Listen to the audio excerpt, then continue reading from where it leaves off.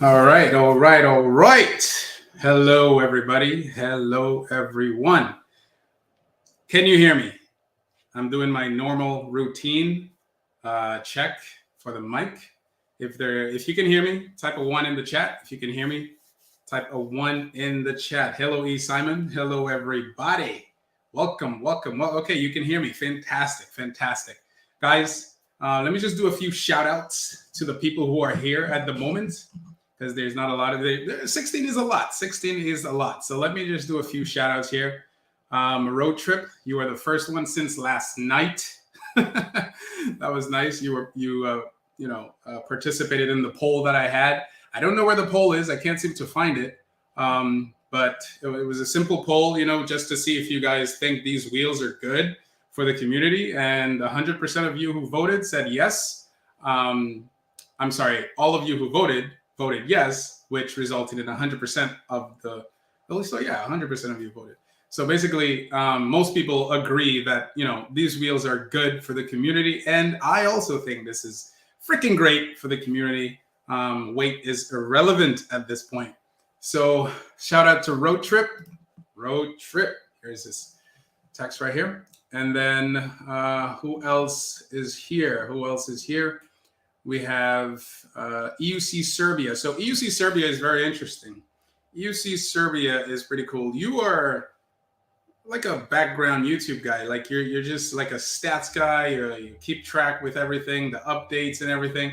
Because every time something new comes out, you're pretty much, besides you and Zen Lee and EUC Vibes, you're pretty much one of the most common YouTube channels I see popping up, recommended by YouTube. Hey, check this out. And every time I check it out, it's something brand new. So it was the same for the Master, not for the T4, but maybe for the T4, I'm not sure, but definitely for the Master Pro, because I didn't know about the Master Pro until I saw it on your channel. So shout out to you, man. Keep doing what you're doing. I love what you're doing. You have freaking great beats, though. The beats you have in the back, top notch. I don't know how you find them, but they're pretty good. And they're usually in his shorts. So check out EUC Serbia, guys. Great channel. But EUC Serbia, to answer your question, you asked the question, why wait 2 minutes, 2 more minutes, etc.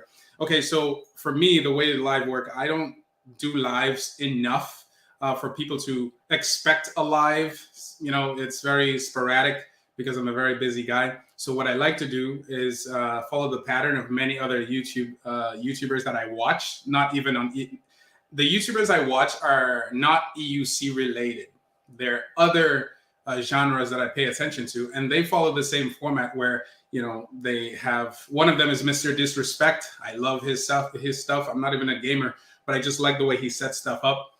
Basically, he sets it up in a way that you prepare it. You let the people come in. You let them come in, and he's more popular than me, and he does it that way. So I watch Coach Adams, a bunch of other people that I watch, and they have this setup where people just come in and So also, it's for my nerves. Believe it or not, live is kind of nerve-wracking. I've done it several times, but it's still nerve-wracking, believe it or not, because I'm still thinking, what should I do? What should I talk about? How should I start? Should I shout out people?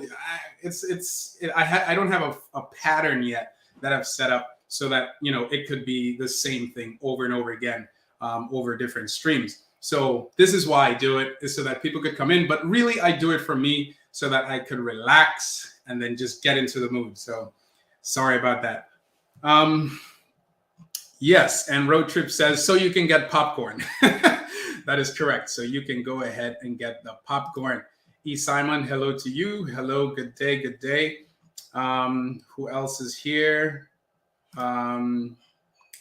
Lost in space. All right, Mr. Lost in Space. Which space are you lost in? Is it your head or is it the EUC world space? Jackoven Tinsley. Nice to meet you. Nice to meet you. What wheel are you riding? I don't think I've seen you before. What wheel are you riding? Let me know. Omnidel. Omnidel. I hate to say, but EUC are becoming more heavy and not fun. Well, that's the discussion tonight. That's what we're going to discuss today, the weight of these wheels, but really overall, just why, what do you think? Do you think these wheels are good for the community? Because you're right, they are going up in weight. And not only are they going up in weight, they're going up in price. But I'm not gonna spill the beans. We're gonna get into it.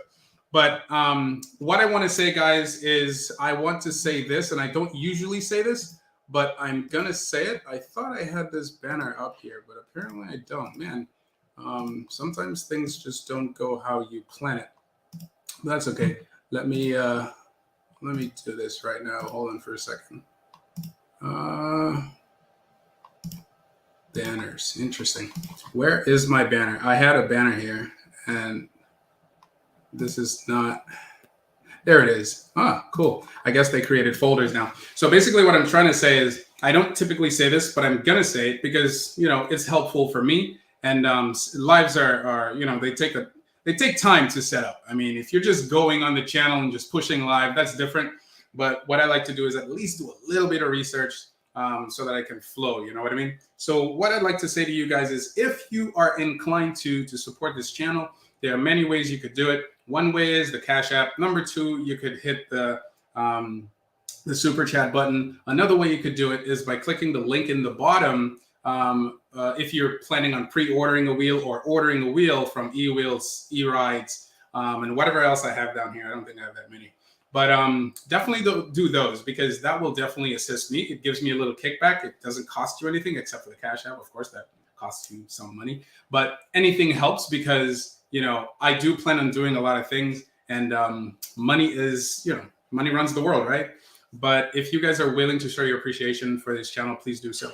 Now, moving on. So the topic tonight is basically the street, you know, the kings of range, okay? The range kings, okay? We have some crazy wheels that's been released in the past, but not many people really paid attention to it. For example, the Monster Pro. Then we had the Sherman, but I think the Sherman did a better job in terms of really garnering what people really want. So you have the Monster, where it's massive. It's very comfortable, okay, for those who like it. And for many people who have had the Master for a while, they've been able to wield that thing like a sword. You know what I mean? Like a samurai. I mean, look at True to One, or look at Ronin, Tishan, when he used to ride. There's so many people out there who pretty much, you know, were able to maneuver the Master the same. How can I forget this guy? The guy who beat me in New York, Sam. I mean, he has a Monster, and the way he throws that Monster around is insane to me. I can't even, the way he throws it around, I'm unable to throw on my own MSP that way. So it just shows you the level of skills there are out there. So when you look at a Monster and you look at like a Commander or something like that, and you say, wow, these things are heavy, they're huge capacity wheels. I don't know how to ride them. You know, it's a natural reaction. It's just remember, it's the same reaction you had when you first started riding EUCs. When you first started riding EUC, you're like, damn, this thing is hard. I can barely get on it. It's hurting my calves. It's you know, the learning curve is pretty steep. I'm not interested in this. And then you realize, wow, other people are doing it. Maybe I can do it too. The thing is, we don't really see a lot of people riding these massive wheels. And so the encouragement to go ahead and dip into that, you know, space is not there because you don't see it a lot. But maybe we've reached the point now where, because of the lack of better battery technology, we've reached the point where if we really want range, which is what we do, we want range, we want to go as far as we want to without worrying about a charge, then that's the direction we're going to have to go. Now, here's the thing. Alien Rides sells a type of charger that allows you to connect into, you know, the PEVs. So if you're the Tesla chargers and all these new PEV trucks and cars, motor vehicles that are coming out, it allows you to like pretty much use that, you know, to charge your wheel. So definitely check out Alien Rides. If you don't want a big capacity wheel, but you do want to ride far, then that's one way to get around it. But for me personally, I don't like carrying anything. In fact, I got a tiny bag now that only has the essentials. But the look of the Master Pro is freaking amazing. But I'm going to get into this stuff later. I just wanted to give you a little, you know, spiel of where we're going here. And but I wish I could create this poll. I created a poll last night and I can't seem to find it. I can't seem to create it again. But guys, the question is basically, what do you guys think? Oh, wow. Richard, thank you so much for that Cash App. That was pretty quick of you. Richard says, here's a few coffees to keep you focused while you're doing your thing. I really appreciate that, man. I really appreciate that. It helps a lot, believe it or not. And again, you don't have to give, massive amounts. It's just whatever helps. It does help. And what I want to do is have this going on a weekly basis, on not a bi-weekly, but twice a week, and then so on and so forth, because we need this in our sphere. I just feel we need it because every other genre has, staples in their space that they could turn to for advice, for all kinds of things. You know what I mean? So I'm not saying I know everything, but I could definitely get in contact with people that do, and we can just keep this going on a constant basis. So I really appreciate that, Richard Weston. Thank you very much. And obviously, if you give us a Cash App, I am definitely going to read it. Okay, I'm definitely going to read your Cash App. It doesn't mean that if you didn't give one, I'm not going to read it, but I'm definitely going to give you priority. But guys, don't hate me. Just come in, let the people come in. I prepared a nice little intro video for that allows other people to come in. But basically, this is a loading screen. It just goes through the variety of Range King wheels that now exist, and then we'll just get right into it. Okay, so get your coffee and get your popcorn. We're gonna get into it in a little bit. Not too long. I'm not gonna take too long. I'll be right back.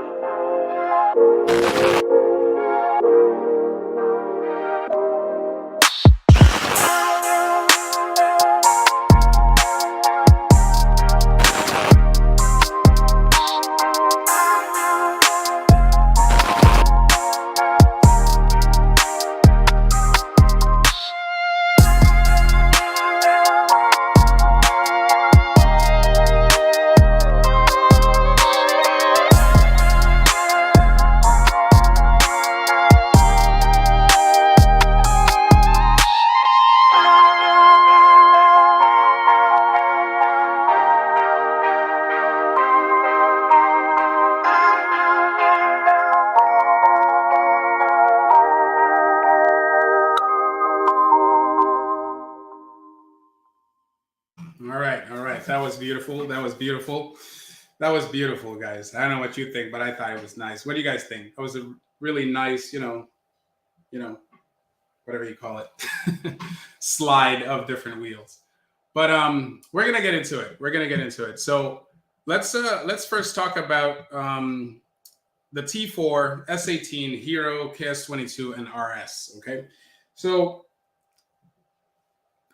a lot of people obviously don't agree with these massive wheels, okay? But the way I look at it is these are different category wheels. They're just a different beast. I don't think you should even compare your experience with smaller wheels with these big wheels. I used to be like that. I used to be like, damn, these wheels are so heavy. I mean, if you looked at a few streams back last year even, I was like, damn, these wheels are huge. They're huge. And how can this be good for the community? I mean, if you're going at 55 or 40 miles an hour and then you crash, holy smokes, what's going to happen? You know what I mean? That could result in some issues for some people, you know, unsuspecting people, cars, bikes, cats, dogs, children, I don't know, trees. They're huge. They're big. And another thing is a lot of people concern themselves with like battery fires and stuff like that. Well, if you're really concerned about battery fires, these wheels are huge and the battery capacity is massive. So you're looking at a bomb, basically. I mean, I'm just looking at it like that. That's how I used to look at it back then. So I would never be interested in these crazy wheels, you know, with massive capacities. I recently, maybe a year ago, I think, I got an EXN, and I love the EXN because I feel it's similar to a Sherman, because I didn't really want the Sherman. It's a little bit lighter than the Sherman. The Sherman is 3,600 watt hours. But I really like the EXN because I felt like Gotway was able to still keep that portable architecture, that design, and still give a good enough battery capacity that if you're riding around 35, 40 miles an hour, you can pretty much go the distance. You know what I mean? Boston, where I live, is not really that big. So I'm not really too concerned about, you know, losing battery because it's really not that big. It's not like New York. New York is massive. California, well, parts of California is massive. Seattle, massive. I mean, Colorado, Las Vegas, all these places that some of your favorite YouTubers, you know, ride and live, they're pretty huge, pretty far places. And I think the first shock, the first range shock or time I had range anxiety was in New York. When I went to New York with my Tesla and then my MSP, that's the first time I experienced range anxiety ever, okay? And it was then I decided, I need a bigger capacity wheel. So here's a question. When was the first time you experienced range anxiety? Okay, when was the first time you experienced range anxiety? Road trip, exactly, road trip. You get a green screen. Yes, I will get a green screen eventually because I need to fix this background. But I will absolutely get it. I actually have it in the cart in Amazon, so I will have to do that and set it up, you know, and all that stuff. But yes, road trip, absolutely, absolutely. And that's the first thing I thought of, to be honest. I remember there was a video by Kelly Chameleon and her buddies. They had this road trip that they captured very nicely. They went from one part of Oregon to another part of Oregon, and it was just beautiful. But a lot of people had the RS, one had the EXN, another had the Monster. I think it was Leahy who had the Monster, and he had no issues, absolutely not, because it's 3,600 watt hours. I mean, come on. Most people are riding at 35, maybe even less when you're going on a road trip. You're not trying to haul it. But the Monster definitely demonstrated that such a wheel has its purpose. You know what I mean? So for the person that said it's just too big, yes, compilation. That's the word I was looking for. Thank you. Thank you, Simon. Compilation. That was a great I know, I want them all. I mean, they're freaking amazing. All these wheels are amazing. All the heavy ones. But I also noticed another thing that I was kind of nearsighted because I'm thinking of myself. But there's a lot of people, because I live in an apartment. Yes, I live on the first floor, but I live in an apartment. And I don't really have much space. Trust me, if I had all these wheels, I will make space. But there are people who live in houses and they have garage and they have, like, you know what I mean? Some people have 2-car garage, you know, so it's not really a concern for them. So if you're looking at it from that macro perspective, rather than just you, then it makes sense. You can't just cater to one group. You have to cater to a bunch of groups. But here's the thing. This is good. This is good for us because now we have multiple options. You don't want a big wheel? Don't worry about a big wheel. You want a big wheel? Get a big wheel. But let's start with the T4 here. So what's interesting is the T4, well, even before that, let's start with the KS22. The KS22, do I have it up here? Oh, well, you know what? Let me share my screen for a second because there's a lot of people who really enjoyed the S18. And I remember when the S18 came out, don't worry, this is not going to be a history lesson. But the point is, when the S18 first came out, this was where it started. This, in case you guys are new to this evolution of wheels and stuff like that, This is where it all started. It started with the KS18, okay? Started with Kingsong. Back then, you know, companies were pretty much doing the same thing over and over again. And one of these companies was looking at the other to see which one is going to make the first step into the world of something else. You know what I mean? Gotway kept with their square design, bigger capacity, higher speeds, cutouts, fires, whatever. That's Gotway. Inmotion kept with the last mile device and just inching it along. And then Kingsong decided, you know what? We're not going to go into performance space, but you know, one area we could possibly go is suspension. And so they did that. We heard them talk about it. And then for a while, people were like, damn, I don't think suspension is going to be a thing. Some people even said it was going to be a phase. You know, it's going to be something that comes in and then disappears because who needs suspension? That's how we were thinking. I mean, right now, suspension is appreciated. But back then, guys, not everybody really appreciated suspension or the idea of a suspension on an EUC. That's how far we've become. Now suspension is like a must. Now suspension is like you have to have it. You know what I mean? I have to have it. So Kingsong went on a limb and they created this beautiful machine right here. Now it looks fantastic. Don't get me wrong. It looks great, but here's the problem. Okay, so there were a few obvious problems with this beautiful beast. Okay, and Kuji Rolls did an amazing video on this thing. And you know, you look at it and you're like, wow, they did something freaking great. But if you look down here, what is this? This is the battery. These are the battery packs. Okay, very small, extremely small battery packs. So what Kingsong had to do, and I think that's where Gotway, you know, took the lead, because Gotway, what they do is, you know, they wait in the background, they see what everyone else is doing because they're the market leader in performance. Okay, they're the market leader in just range and everything else, not the market leader in high quality. But hey, that's a story for a different day. The point is, Kingsong created this thing, and they wanted to, if you can look, they still wanted to incorporate the old methods, which was, you know, have a shell, have a body, you know. And if you look at it, this thing still has a body. It still has like some type of fender, you know what I mean? So one thing Kingsong learned quickly, and we learned quickly, and we let them know, well, not me, but people who bought the S18 taught Kingsong or explained to them, listen, this is great, but this panel right here is pretty bad because this thing kept coming off. It kept coming off easily because, I mean, there's really nothing to hold the shell, you know? Most of it is taken up by this rod, this suspension rod right here. You know what I mean? And it's funny because now looking back, this suspension rod is actually better implemented than the KS22. Do you guys agree? I mean, the KS18 was a revolutionary design. Look, and then they had this suspension right here, this air suspension. This was more of a linear air suspension. It's not a spring, so it's not progressive. But if you look at it, just the design alone, you know, gave you like a view into the future. And everyone was anticipating this beauty after they saw the animation and the 3D renderings of it. And then it came into the real world, and it was great. It was actually great, but there were a few problems. The first problem was, you know, it had a good motor, but the battery was just not adequate enough. You know what I mean? It was I believe it was like 1100 watt hours, if I can tell right here. Yeah, it was, let's see. Is it saying it? I don't see it. Oh, wow. This is interesting. This one is even lower. This is 903 watt hours with a 2200 watt motor. That's interesting. But anyway, the battery was extremely small. Okay, the speed was 31 miles an hour. But that's not the point. That is not the point. The whole point of creating this beast, this machine, was to show, listen, we need to go in a completely different direction. and Kingsong didn't wait for anyone. They just did it.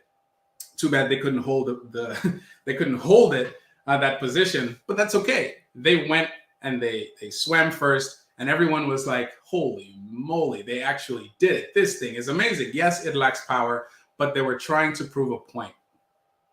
And they proved the point quite well with this S18. Everybody loved it. Look, people complain, even though, yeah, so there it was. It's 1,110 watt hours. That's what it was. 44-mile range, which is not really true. Maybe if you ride at 16 miles an hour and you weigh under 175 pounds, you could reach 44.5 miles an hour. And if you want to look at, if you're new to this, you can go watch the video from Kuji and see how well this thing performed or how well it didn't perform. The point was, King Sung made a point. King Sung made a fantastic point with this beast of a machine that we can have suspension. We should have suspension. Well, a lot of us were very used to using our knees to pretty much absorb bumps. And the problem with that is over time, not only will, these bumps affect your knees, it'll affect your back, it'll affect your spine, it'll affect a lot of things in the long run. And what's amazing to me is I didn't realize how interested people were off-roading. A lot of people were interested in off-roading, dude. Wow. And so, long story short, you have the S18, and then they came out with the KS22 afterwards. So the KS22 came afterwards, and here it is right here. Beautiful machine. Now, what's interesting is I'm looking at this wheel, and I'm like, wow, they created this amazing wheel, but it doesn't really look like it was, an upgrade from the S18. I feel like they could have learned a lot from the S18. And I think they did, because if you look, there's no body anymore. The body is gone. The body is completely gone. Now, keep in mind, Gotway still hadn't released a true suspension wheel. They released something called the EX, and nobody liked the EX, okay? People were like, what the frick is this? How are you going to release an EX when something like this exists? You have the sliders, and then you have a true suspension.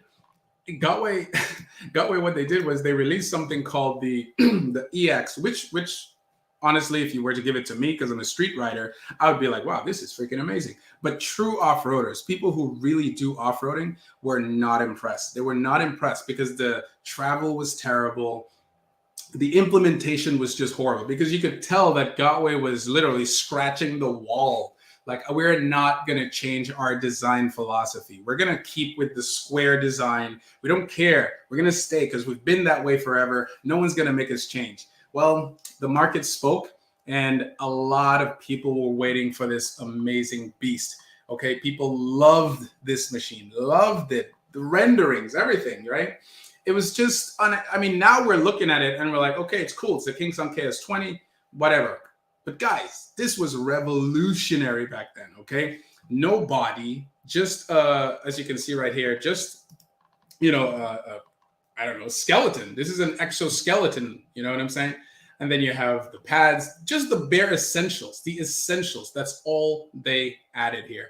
And they added some amazing things like, BMS, smart BMS, et cetera, all that stuff really didn't live up to expectation per se. But what did live up to expectation was the suspension. That is amazing. So that forced Gotway to do something. That forced them to do something. And what did they do? They created something called the Hero. Okay? They created the Hero. And as you can see, they still try to hold on to that old design philosophy. The Hero has a body, as you can tell, similar to that of the S18, where you have, well, this one's better than the S18, but still, it added weight. It added more weight to the device. And you can see that, with that and the S22, the batteries were exposed, the S18 batteries exposed. And that seemed to be the design philosophy that both King Sung and Gotway or Begode started to go in that direction, because it just made sense. If you want to add suspension and have big battery capacity, something has to give. You know what I mean? I rode the Hero, and although I liked it, I don't know. The KS20 felt a lot better to me, mostly because it had the bare essentials. Maybe because it was the tire, I don't know. But the KS20 tire was a lot better than the Hero. But I just felt that body being there, kind of, I don't know. I don't want to say too much, but the point is the KS20 felt better than the Hero. Of course, it's a little bit more expensive, but and it's actually more valuable because it has more battery capacity. But that's the point. You can see that Gotway is being forced in the direction they don't want to go with this design. But then they came out with the Master. Let me see if that's what I have right here. Nope, this is not the one. I don't know. Well, anyway, this is the Master T4. But let me look for what I really want to find here. which is the master. Okay. By the way, guys, you can go to Ewheels, use my link in the description, and you can pre-order any of these wheels or order these wheels, because a lot of these wheels end up being back ordered anyway. But this is the master right here. And what design philosophy do you see here? You see a completely rejuvenated design philosophy. Bare essentials once again. And this inspiration, this design came from the inspiration of the KS22, okay, or the KS20, whatever you want to call it. It came from the KS20. Why? Because it made sense. If you want to decrease weight, increase capacity with suspension, and have something beautiful that people can look at, you're going to have to give up something, and they gave up the body. They gave up the body. Gotway said, get rid of the box. Just get rid of it. And what they did was they created plastic shells for the battery and casing. A lot of people don't agree with that because, you know, we saw that, you know, some of Wrongway's reviews that if you screw the thing too hard and it crashes, then it cracks the shell. And obviously that's a no-no because water could go in, right? Fortunately, the battery, I'll have you know, the battery is shrink wrapped. So you don't need to worry about that. But look at this design though. Look at this design. Very different, very, very different than what Gotway initially tried to incorporate with the Hero by holding on to that old design philosophy. I need a shell. I need a shell at all costs. No, you don't need a shell. And they just threw out the shell, and look at this. This is what they got. Holy smokes. This is beautiful. Now, obviously, there were still some lessons to learn. We saw that with Jimmy Chang on his review. Two main issues, well, three main issues really, but two main issues that were highlighted was that the back tail light was pretty much like paper. You know, that thing drops at like any miles per hour, and then it breaks off. And then this pop-up handle right here ends up being an issue because every time you go off-roading or you hit something consistently like bumps or steps, it tends to pop up. But that's okay. That's okay. These are all things I could live with because that design right here tells you a lot. That tells you that, you know, if you want to incorporate something as unique and as necessary as a suspension, you can't just go and put little, you know, pogo stick type suspension on the bottom of a wheel like they did with the EX. You have to be fully vested, and clearly they were fully vested, and this is what you got. This is beautiful, man. And then they never look back. They never look back. Okay, so what we just so then what now you're asking yourself, okay, so they changed the design philosophy. Is there going to be the same type of performance? Because before any of these wheels, minus the S18, before the KS22, before the Master, before the T4, the RS was pretty much the main wheel that people love for off-roading. The hollow motor, you know, meant that, you know, it was a more powerful, more nimble, more immediate acceleration, braking, etc., for jumping, for just off-roading in general. Now, I just came off-roading. I just literally went off-roading a few hours ago with my old MSP, okay, MSP Torque. And I absolutely love this thing. I've never ridden an RS off-roading, but I can imagine if I love this thing so much, could you imagine how much better the RS is? And what's interesting is this Master is even more powerful than the RS, you know? All you have to do is look at some videos from Chance, single watts track or watts single track or something like that. And you'll see how powerful this machine really is. Now, but what's interesting is though, even though we're going in the direction that's freaking great in terms of design philosophy and implementing performance and stuff like that into these machines, one thing I noticed was I'm not sure if the long-term performance or reliability is good because Chance just had his battery pack destroyed. I'm not sure exactly what happened, but again, if you think about it, motorcycles or motocross bikes, they go through a lot of stress and these things break down. So could you imagine a device that's 80%, 90% electronics based? It's going to have a lot of issues too. And a lot of this, you know, these issues are probably related to the spike You know, there's a lot of spike because when he goes down and he, you know, jumps and there's a root and he does a lot of rock crawling and all that stuff.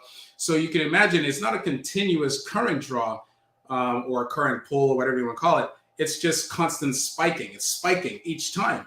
You know what I mean? So even though he did mention that the nickel strips, you know, that connect the battery packs together are pretty solid, it still went bad. Why did it go bad? Because, guys, these are electronic devices. But I'll tell you what, though. I would say that if that was true across the board. But the RS never experienced stuff like that. My torque MSP has been in existence for freaking years. Years. I've been, like, beating this thing up. Obviously, not like Chance. But I've been beating it up, off-roading, on-roading. And it still lives. It still lives. I'm charging it right now. You know what I mean? And I don't know what to say. I don't know if the newer technology is going through some, how do you call it? I don't know what to call it, but it's like, you know, it's like a trial run where the new methods of implementing board design, motherboard design is just, you know, not up to par. But the older wheels seems to be doing great. I don't know. Some people hate the older wheels.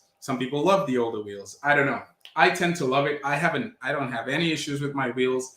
But I don't push it like Chance. I do not push it like Chance. So let me take a break for a second. Let me look at some of your comments and then we'll keep this going. All right. You guys are commenting a lot. All right.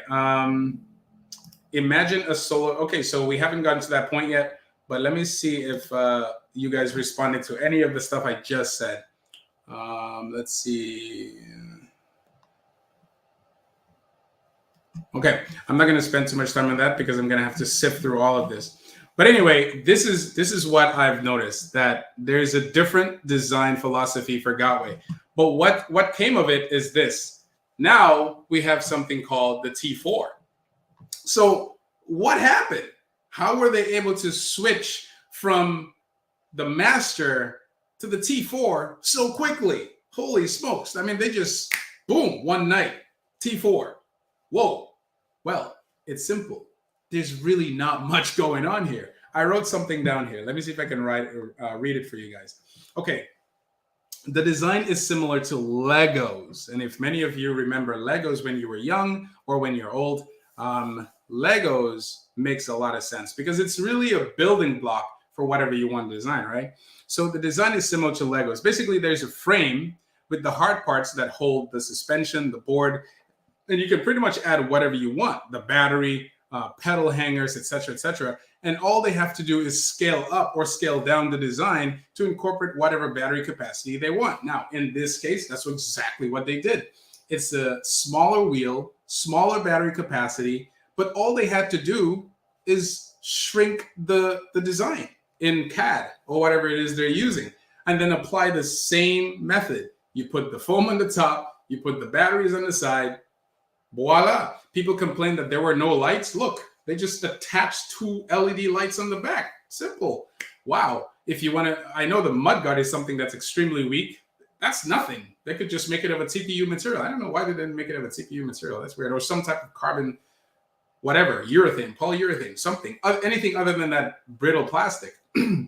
But the point is, just like they did before with the square design, where they were able to just scale up, scale down, it's the same thing here. So now you have Gotway or Begode going in a completely different direction now that they've mastered. They've mastered that particular conceptual design, and they released the T4 out of nowhere. Holy smokes, man. That thing looks great. And the price is great. $2,450. That's freaking great. I want a Master, but I can't afford the Master right now.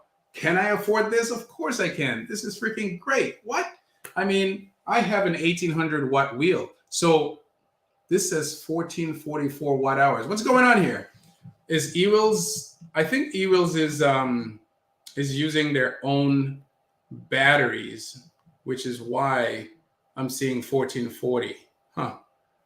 I'll have to look into this a little more. I just learned about this the other day. But if you look at the specs from Begode, it says it's a 17-inch high torque motor. Well, I would go with the high speed if they have such a thing, but I would have to go with the high speed. I can't deal with torque motors anymore unless it's the Master. The Master is different. It's the only torque motor at the moment that has both torque and high speed, which is freaking great. But it says it's a 17-inch high torque motor, widened and strengthened rim. Then you have the 1800 watt-hour, 100 volts, 2 parallel, 2 series backup. That's interesting. 2 parallel and 2 series backup. Wow. What in the world?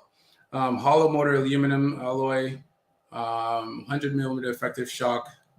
100 millimeter. That's not bad. I believe the KS22 is 180 millimeters. But that's a true off-roading wheel for jumps and stuff like that. The 3rd generation high sensitivity, adjustable damping air shock absorber strengthen the dampening lever to adapt to high strength off-road road leap. I don't know what that means. Mainboard aluminum substrate stable in superheat dissipation. New generation BMS. So looks like Gotway has BMS now. Well, it doesn't say smart BMS. They always had BMS. Just not smart BMS. It just says new generation BMS. So it looks like they still don't have smart BMS. Not that I care, guys. I don't really care. And voltage alarm sensor. See, the benefit to having a smart BMS is that you get to know exactly how well your wheel battery is in terms of like, its health. But the downside is someone who wants to buy the wheel can also tell. And if it's bad, then you can expect the value of your wheel to be very low. Adjustable angle of the headlight, taillight, and mudguard, middle, structural design. Okay, so nothing crazy. Okay, 14 points, but nothing crazy. Okay, but what's interesting is they're able to release something so quickly with this new design philosophy where they have Legos on top of Legos or parts on top of Legos. This is awesome. What do you guys think of the T4? What do you guys think of the T4 in the comments? Anybody in the comments? What do you guys think? Not. This one says, Devo says, I already talked to Begode T4. It must be someone that works there. There will be no high-speed version of the T4. Really? Ugh. Okay. It's fine. I mean, I have a torque MSP. I guess I could deal with that if that's the case. An EUC with a receiver between you and EUC so it follows you while in the shops. That would be cool. That would be cool. Okay, Bunny Slipper says the T4 looks great. Yeah, what do you guys think about the T4? Is the T4 great?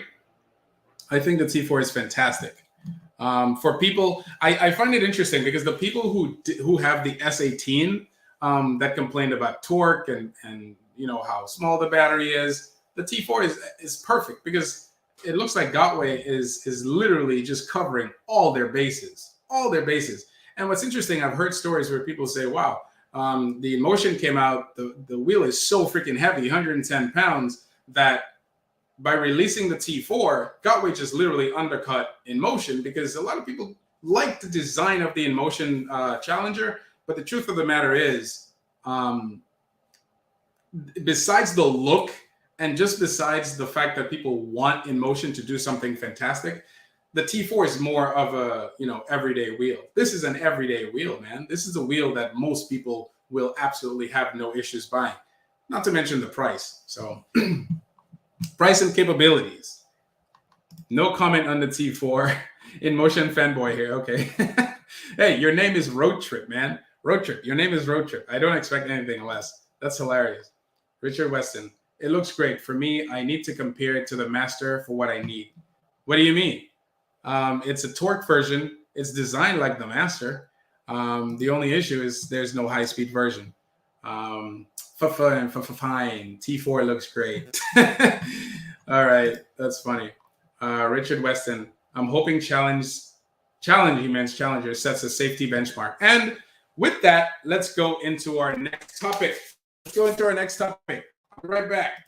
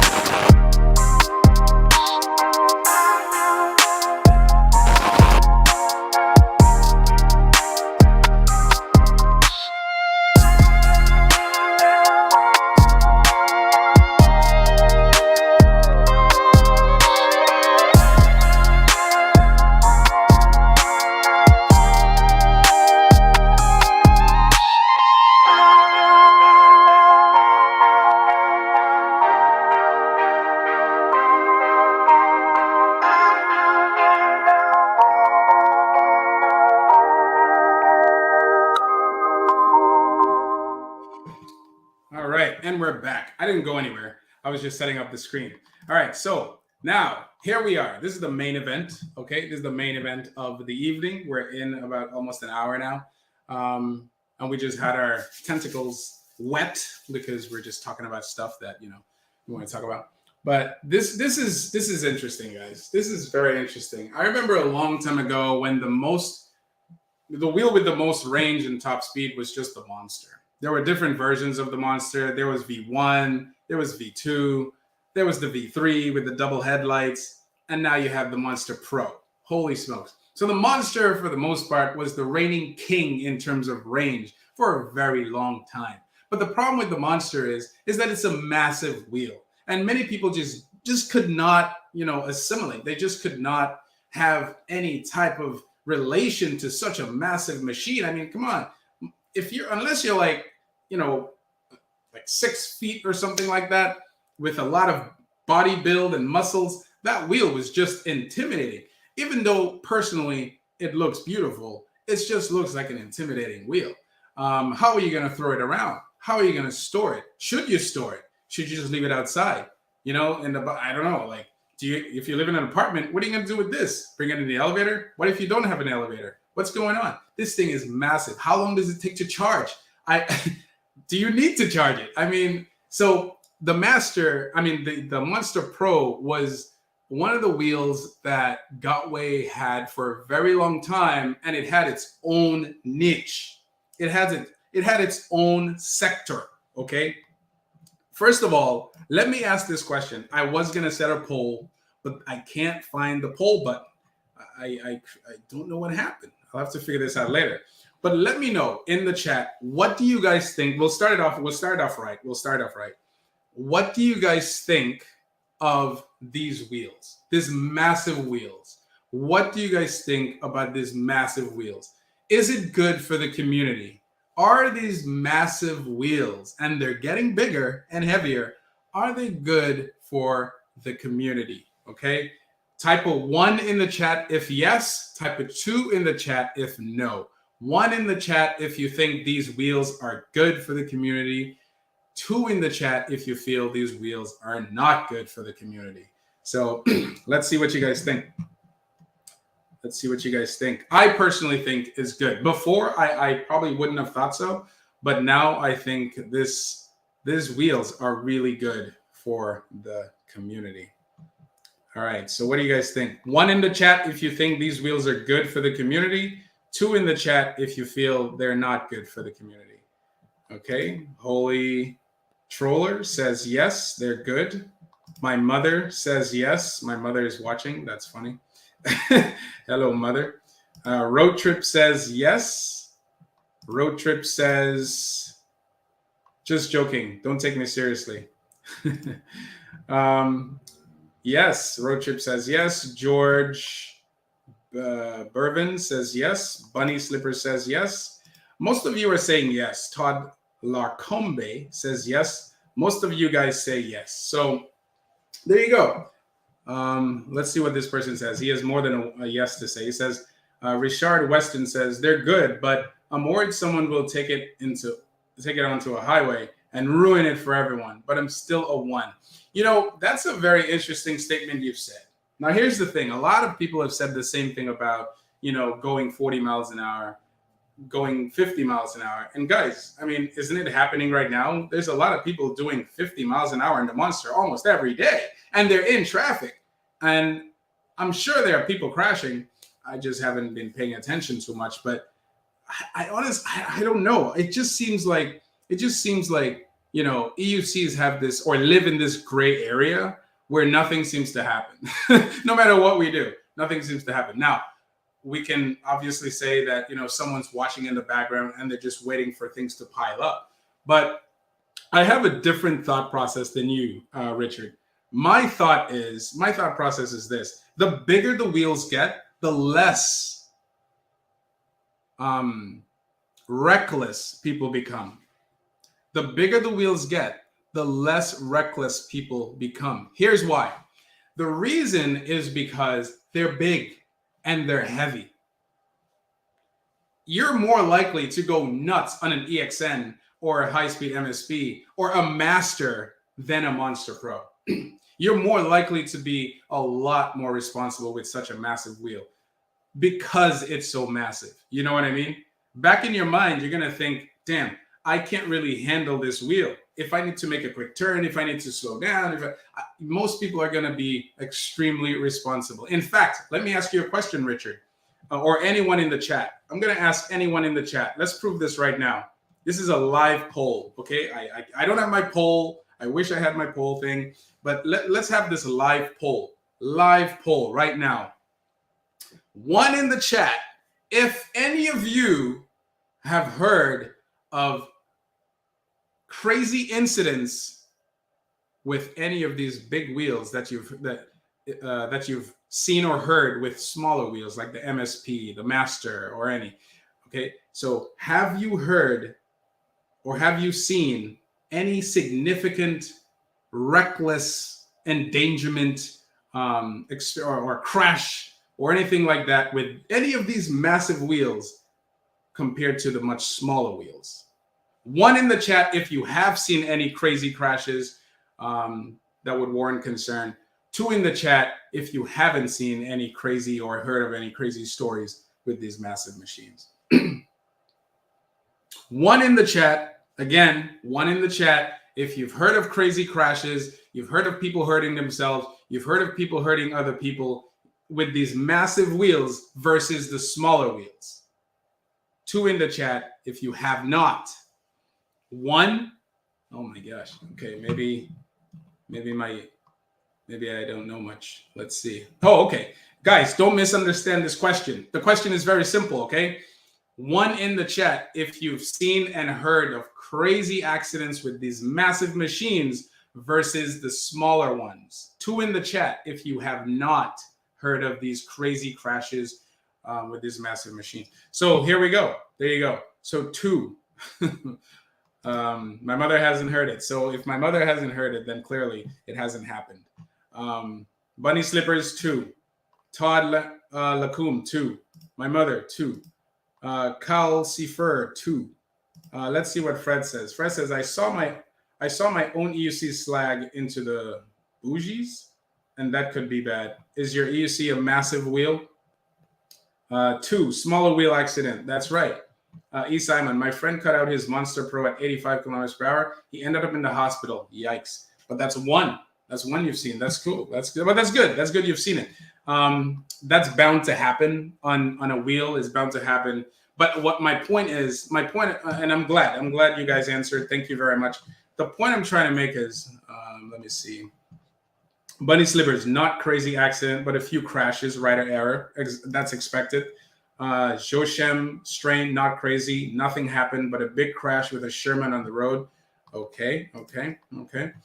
Smaller wheels, yes. VT, cars keep pulling out in front of you, and you can't brake fast enough. Exactly. So, but because of this VT, you are more likely to be, 10 times more aware than you would be with a tinier wheel. You know what I mean? You're going to make you're going to take more riskier moves with a smaller wheel than you would with a bigger wheel. And like someone said earlier, Bunny Slippers, he said it's mostly rider error. With these big wheels, it's going to be rider error for the most part. Okay, so that's my point. That's my point. Thank you for the response, guys. That's my whole point. The whole point is that the bigger the wheels are, for the most part, you're not going to see a lot of reckless behavior. Because the learning curve, if you think the learning curve for like an MSP or a Master is pretty steep, the learning curve for this is freaking steep as frick. And it's going to keep you guys out. It's going to keep all new people out. This is what I love about these massive wheels. It keeps new riders out. So when you buy a massive EX20S or a Monster or a Commander, I mean, as a new rider, you're more likely to put that thing on the back burner and get a smaller wheel and be like, oh, shoot, I think I made a mistake. You know what I mean? Or put it up for sale. But anyway, let's go and talk about these wheels right here. So what we have here is I set up a nice little chart, inspiration of UCO, because I went on their site and I saw that they had a nice little chart. I'm like, let me do the same thing. And UCO, what I did was I pretty much put the battery capacities in comparison, okay? Now, what's interesting is you have the Inmotion Challenger, which came out recently, and a lot of people again were, fanboys. Who's the fanboy here? Road Trip. Road Trip is the fanboy. Road Trip. He says, I can't afford any of those wheels, but Road Trip, you're an Inmotion fanboy. You have to be able to afford one of these wheels. How are you going to be a fanboy without owning an Inmotion Challenger? I'm just playing. We'll help you out, everybody. Support Road Trip. But my point is, Inmotion released this amazing wheel. Let's go to the Inmotion Challenger for a second here. I don't even know where I put it. Oh, there it is. So this is the UCO site for the Inmotion Challenger. Now, this is a fantastic wheel. You can first of all, let's ask another question. What do you guys think about the Inmotion Challenger? 1 in the chat if you think it's freaking amazing. 2 in the chat if you're like, what the freak, man? You guys should have just stayed out of this, performance business and just keep making your last mile wheels. You know what I mean? 1 in the chat if you think it's great. 2 in the chat if you don't think it's great. 1 in the chat if you think it's great. 2 in the chat if you don't think the Inmotion Challenger is great. I think the Inmotion Challenger is freaking amazing, and I'm glad Inmotion created this wheel. It's not a small wheel. It's not a wheel that you can put. Yep, 1. All right. George Bourbon says 1. Holy Troller says 1. Mamesta says 1. Yeah, so most of you are agreeing that this is a fantastic wheel. It is fantastic. And you know why it's fantastic? Let me put the invite button in here in case someone wants to give their 2 cents about this amazing wheel or these amazing wheels, even though we can't afford them. That's okay, guys. It's called dreaming. It's called window shopping. Well, in our case, it's not window shopping. It's web browser shopping. But it's okay. You could put as many. I want to give you guys a secret. You could go to any of these sites, UCO, Alien Rides, Ewheels, eRides. Go to their site. Go to their site using my link in the description, and with $0, you could put these in your cart. Go in there and put it in your cart. Make yourself feel good, and call it a day. But the point is, Inmotion made this freaking amazing wheel, and they didn't make it out of nowhere. It seems they didn't just come out and just made this thing out of nowhere. They were paying attention to the market. They were paying attention to something, and if you look, Inmotion has 3 category wheels now. Before, they had 1 category wheel. They had the V5, the V5F, the V8. Which many of us learned from. So guys, give your props to Inmotion. A lot of us learned riding off Inmotion wheels. Yes, many of us learned off Gotway wheels, but for the majority of us, I have a feeling a lot of us learned of Inmotion and Kingsong, and then when we were done, we transitioned over into a much more powerful Gotway wheel. But they had, for a long time, a few category wheels. They had the last mile wheel, which were very short range wheel up to the V8. Then you had the V11, which was still kind of a short range wheel. But then they dove headfirst into the performance world when they finally released the V12. And who doesn't love the V12? People love the V12. I rode the V12 for a short period at Black Cobra's rally event. And guys, I have to say, Inmotion did a fantastic job. The only thing I hate for the little time that I had this wheel was the sound, okay? The noise, the sound effect that they had, which sounded like a frog with something in his throat. I hate it. I hated that. That's the only thing I hated. But other than that, the wheel looks freaking amazing. But even with that, you could kind of see that they were trying to still keep that circular design going, because right in the middle of that square or rectangular design, you had a circle, for the LEDs. I'm like, the first thing that came into my mind was, come on, Inmotion, let it go. Like, it's gone. Like, in order to incorporate bigger capacities in your wheels, if you plan on doing that, you're going to have to get rid of that circular design. Why? Because batteries are not designed like that. The reason Gotway was able to stay number 1 for a very long time is because they designed their wheel around the battery. Okay? So if batteries were, curved or malleable and whatever, yes, you'd be able to do that. But batteries are, for the most part, they're circle and they're long. That's it. They take the shape of. This is why your phone is a square. This is why our computers is. I'm gonna go on a limb and say this is exactly why our most of our technologies are square devices because batteries take that shape. And Gotway learned that. The very first thing Gotway did was they said, listen, if we want to be successful in this space, we need bigger battery capacity. People need to go far for a very long time, and they need to go far fast. And the way they did it was was not designing around something that was not possible. Okay, so for a long time, Gotway kept to the square design, and even today they kept to the square design. Rarely did you see Gotway have a round design. And when they did have a round design, like an MCM, okay, or ACM, sorry, like the ACM or the Tesla was not even a real circle. It was an egg. People called it an egg-shaped wheel, and I loved it. But even so, you were still able to incorporate a whole lot of battery in that type of wheel. So Inmotion has been resisting this type of design for a very long time. And then finally, they came out with this beast of a machine.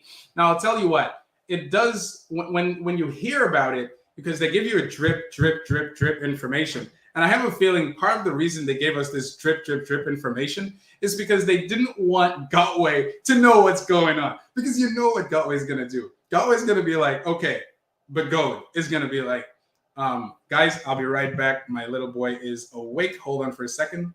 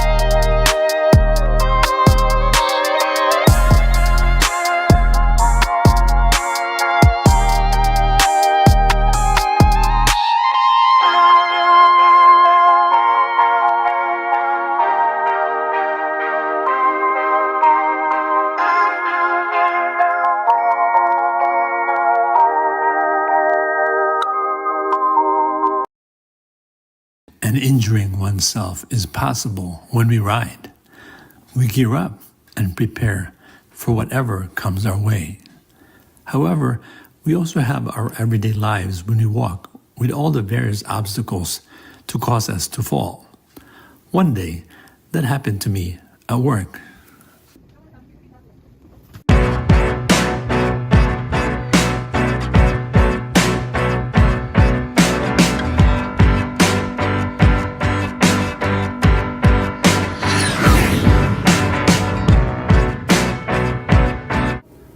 Thanks to my extra training in basic parkour roles, I was able to act instinctively in the less than 1 second chance to react from the fall. The key in this roll is protecting the head. The parkour roll is not a forward roll like in gymnastics. That won't protect the head on the asphalt. It is not a side roll either, but a combination of the two. I will link the video I used to train myself.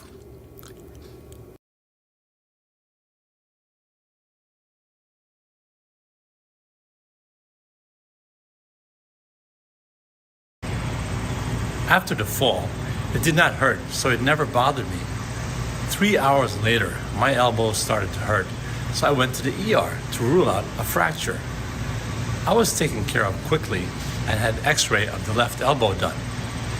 The ER workup was not a fracture, but a bone contusion. What is a contusion? Basically, it is microfractures of the trabecular mesh network of the bone.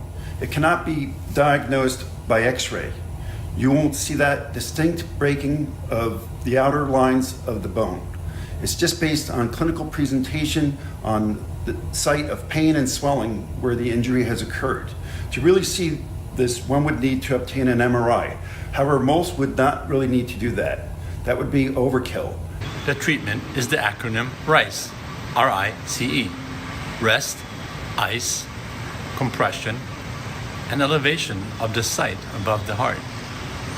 The key thing is rest, so no high-speed rides that could result in a fall and aggravate the condition, or any activity that would stress the area of the microscopic fracture. As an electric unicycle, one wheel, or whatever intense balancing activity we do, we are constantly putting our proprioceptive ability to work. What is proprioception? Proprioception is being able to know exactly what our body position is relative to three-dimensional space. The proprioceptors, called muscle spindle fibers, are located in our muscles, ligaments, tendons, and joints that allows us to know exactly their position on our body without having to look at them. Whether the muscles are relaxed, contracted, or stretched, the proprioceptive signals will be sent to the brain. We know what the position of our body parts are at all times. When we ride our wheel, we know exactly how our ankles, knees, arms, etc. are positioned without looking. Having this amazing continuous sensory input working properly is what allows us to then respond appropriately to these signals. As we get older, our proprioceptive ability decreases.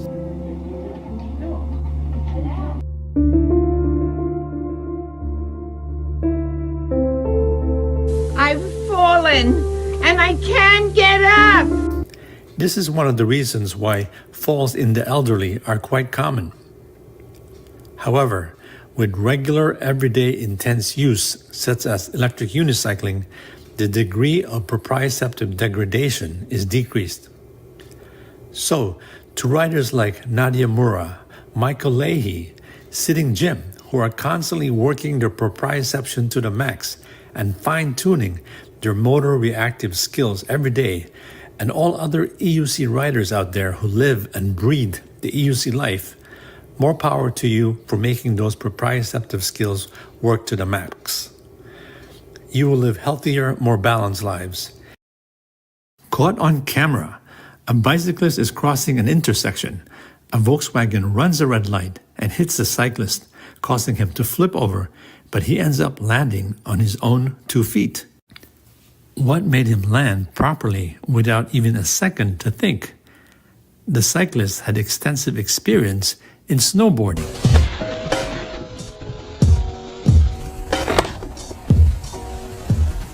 Rolled my head and shoulder down and away from the car and tried to get as much of it on my back. This cyclist also believed in the fundamental philosophy, ATGAT, all the gear, all the time.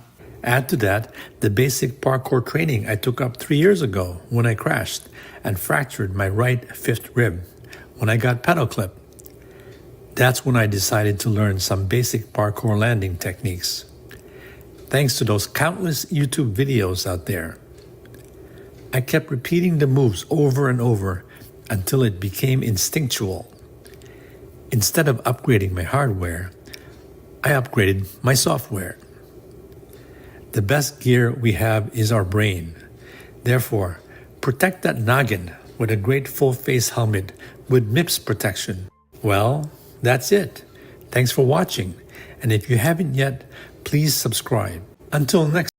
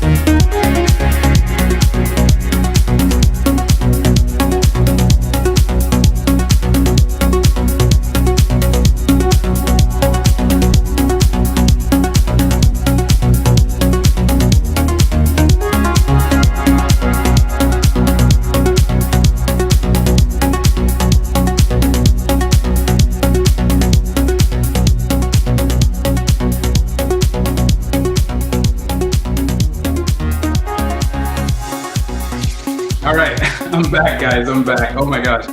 All right, my little boy woke up, but my lady's back, so she's taking control of the situation. Thank you guys for waiting.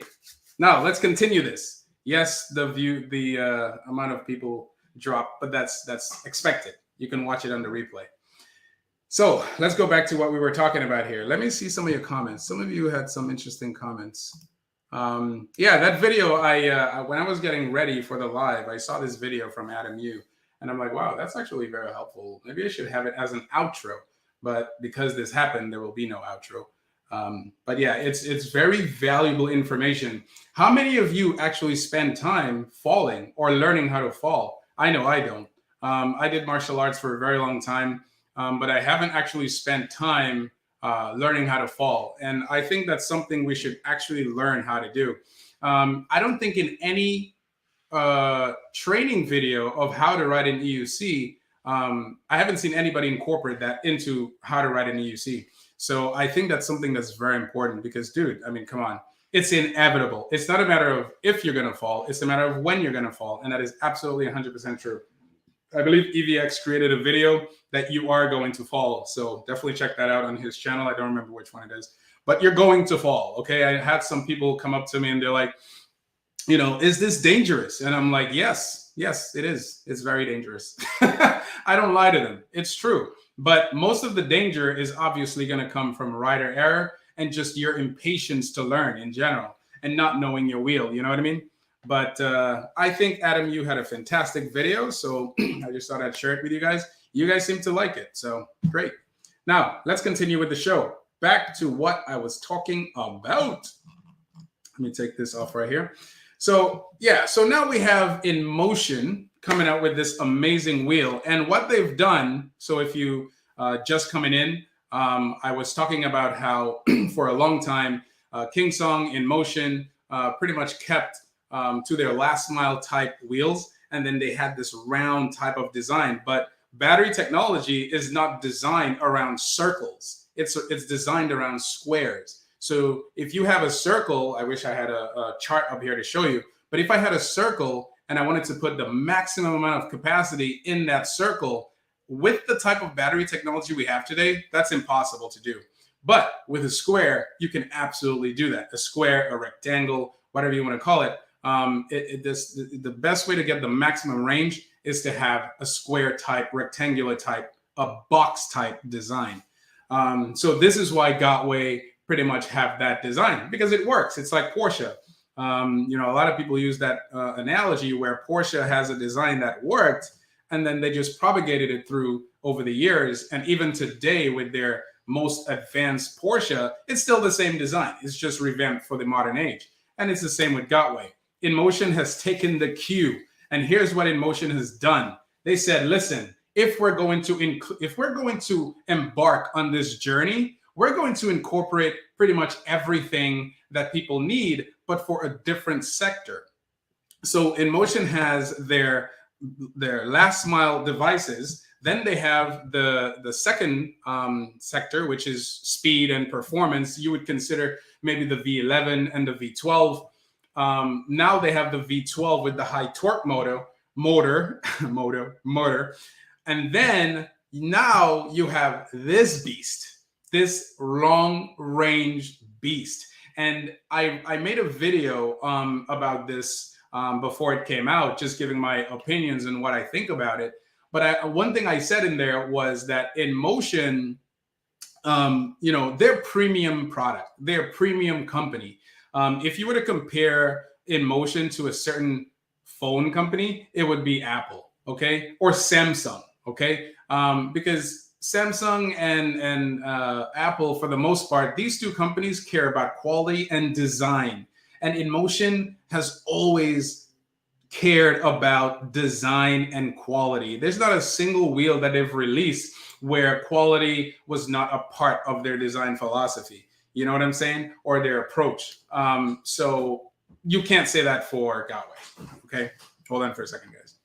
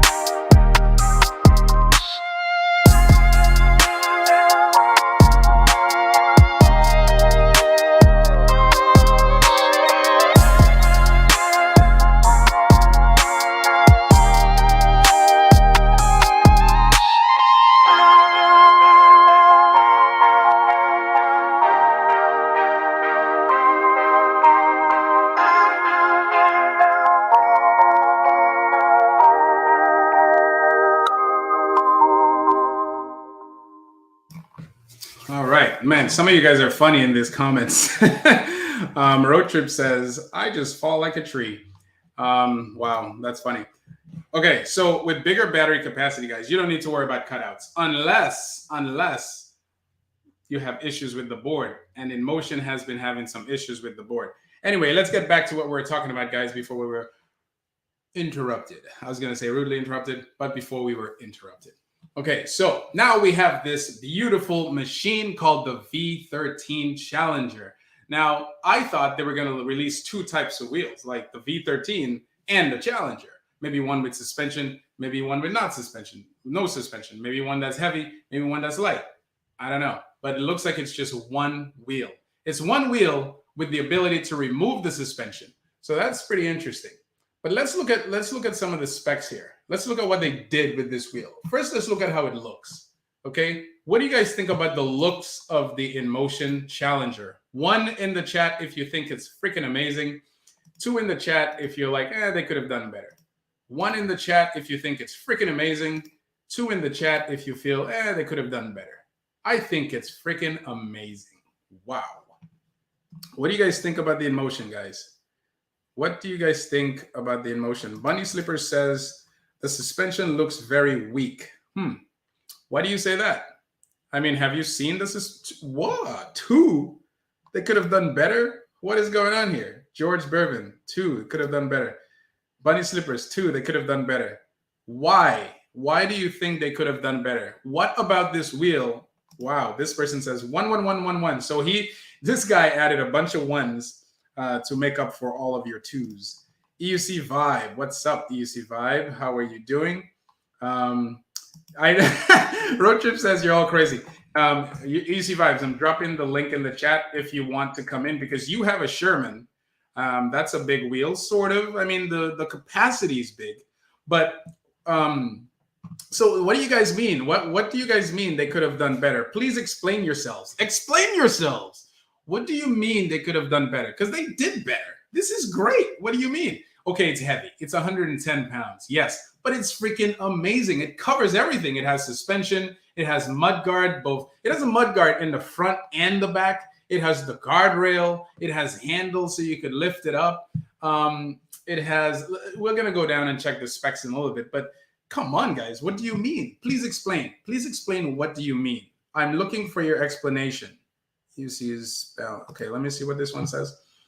Fred Jen D. Jung says, EUC is balanced from left to right, but driving goes automatically in forward motion. That's what the most people, okay, so this is not about my question.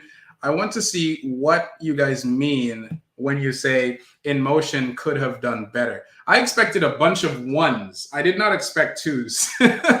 This is very interesting. Let's see. Okay, so I could see what you're saying. They need a small, he said a 1, but they need a smaller variant. Of course, I agree. And who knows, maybe they will. Maybe they will release a smaller variant. Maybe, I hope they do. Because this looks like a fabulous wheel. Let's see what Cody says. Bigger battery for such a heavy wheel. Bigger battery for such a heavy wheel. Well, I'll tell you what. I'm not sure what you meant by that comment, but I'll tell you something. If so far, let's go back to my little chart here for a second before we go to the specs. So if you look here, right, here's what's interesting, and I could understand why some of you are saying 2 instead of 1. I could understand why you're saying they could have done better. Okay. Here's the thing. You have, I should have included the prices here as well. But if you look, the reigning king is still Begode. Because right after Inmotion released this, Begode said, listen, we knew you guys were going to try to do something crazy. So we decided to release the Master Pro. And they released it in such quick, like crazy time. But if you look, the Master Pro has 2 versions, apparently. There's a 3,840 watt-hour version, and then there's a 4,800 watt-hour version. Both versions completely destroy the Inmotion Challenger. What the freak, man? I mean, wow. The Challenger, in case you don't know, is 3,024 watt hours, guys. And on this chart, on this little chart here, it's the lowest of all of the long range kings. You have the Master Pro, which is the absolute king, 60 plus miles an hour. And you know what's cool? It has 122 kilometer, which translates to 75 miles per hour freewheel spin. Here's what that means, guys.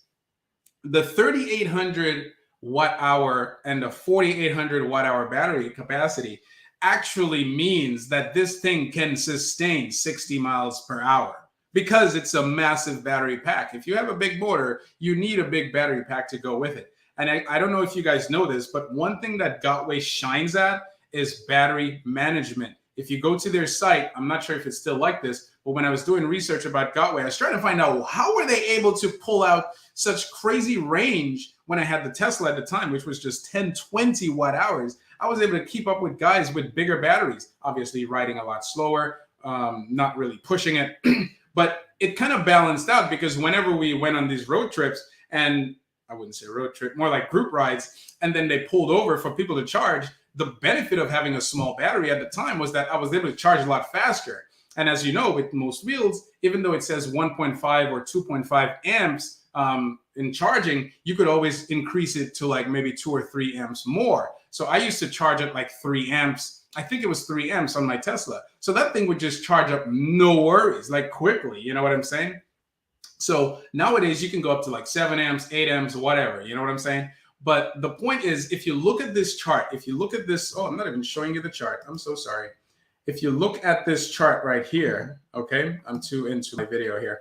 If you look at this chart, you can see that the Inmotion, the reason I put the Inmotion last is because that's what it is. It ended up being last because it is last. It's the lowest of all of the bunch. You have the Sherman. The Sherman has been around for probably 2 years now, and now they have the Max. And what's interesting is it's sad that Sherman went this route, because Sherman, it didn't seem like they were able to capitalize on the fact that they're a freaking great company coming out with the Sherman as a first-time hit.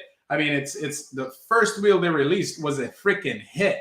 And then they tried to replicate that with the Abrams, which ended up not doing great at all. It looked good on paper, put it in real life, and look what happened. It fell flat on its face. But I remember someone saying in the comments of a video I created the other day, he loves the design, he loves the concept, but let's put it in real life. Let UStride ride it.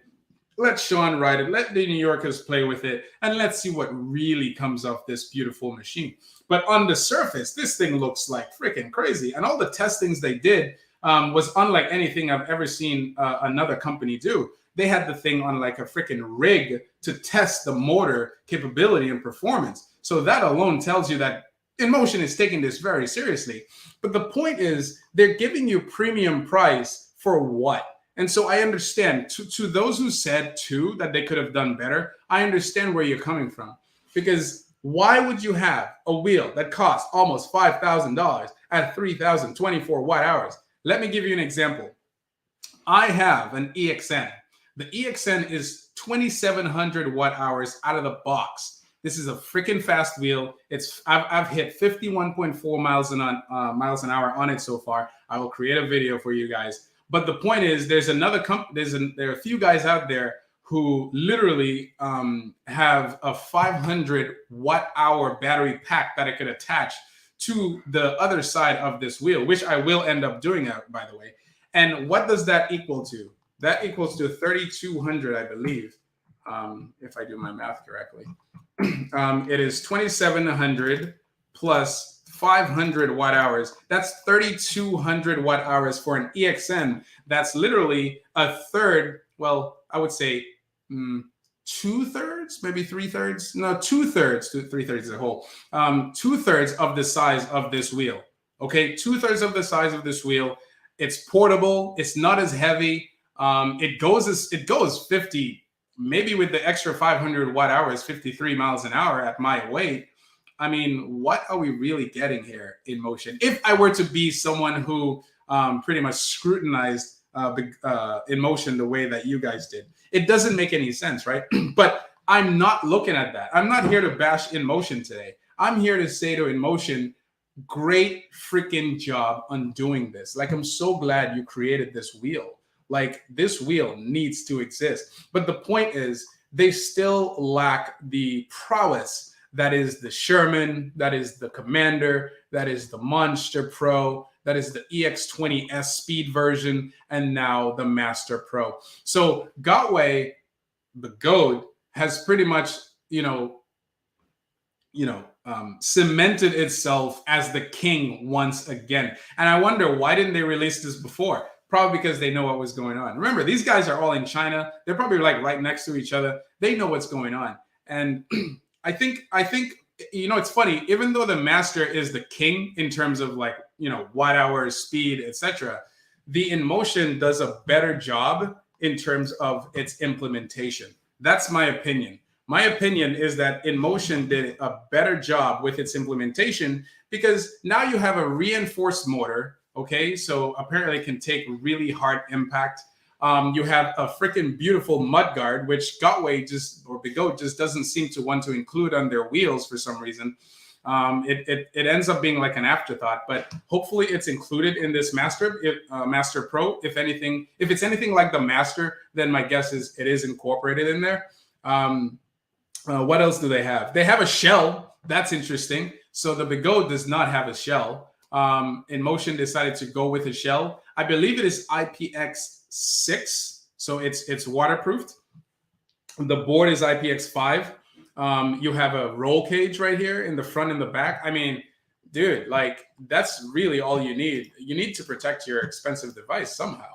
And they seem to have taken this seriously. So let's look at some of this stuff that they did here.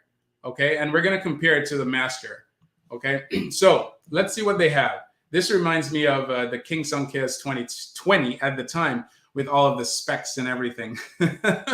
That's pretty funny because now you have all this stuff on paper, but when you put it in real life, that's what really matters. Again, I don't see this. I don't really see Inmotion test wheels. I've seen Begode test wheels. I've seen King Sun test wheels. Hopefully we get to see them test their wheels the same way we do with these other companies. But it says here, incredible lift speed of 140 kilometers per hour. Now, here's what's interesting. This was a little bit disingenuous, but I'm not sure if it was more disingenuous than maybe them trying to prove a point. But it was 140 kilometers per hour, which is close to 88 miles, which is 88 miles an hour. But it's limited to 90 kilometers per hour, which is 55 miles an hour. So it's good and it's bad. It's good in the sense that, okay, you know that you have a wheel that's capable of doing a crazy amount of speed, but because it's limited to 55 miles an hour, you have a great buffer. Now you don't have to worry. It's not like, the old Gottways where, the lift speed is like 61 miles an hour, and that is the top speed. That is the top. That's all it has to offer at the peak value of the motor's performance. This is telling you, listen, this wheel is capable of going 140 kilometers per hour with the rider on it, but because we limited it to 55 miles an hour, in essence, we're saying that you're not going to cut out this wheel, not by riding it, basically.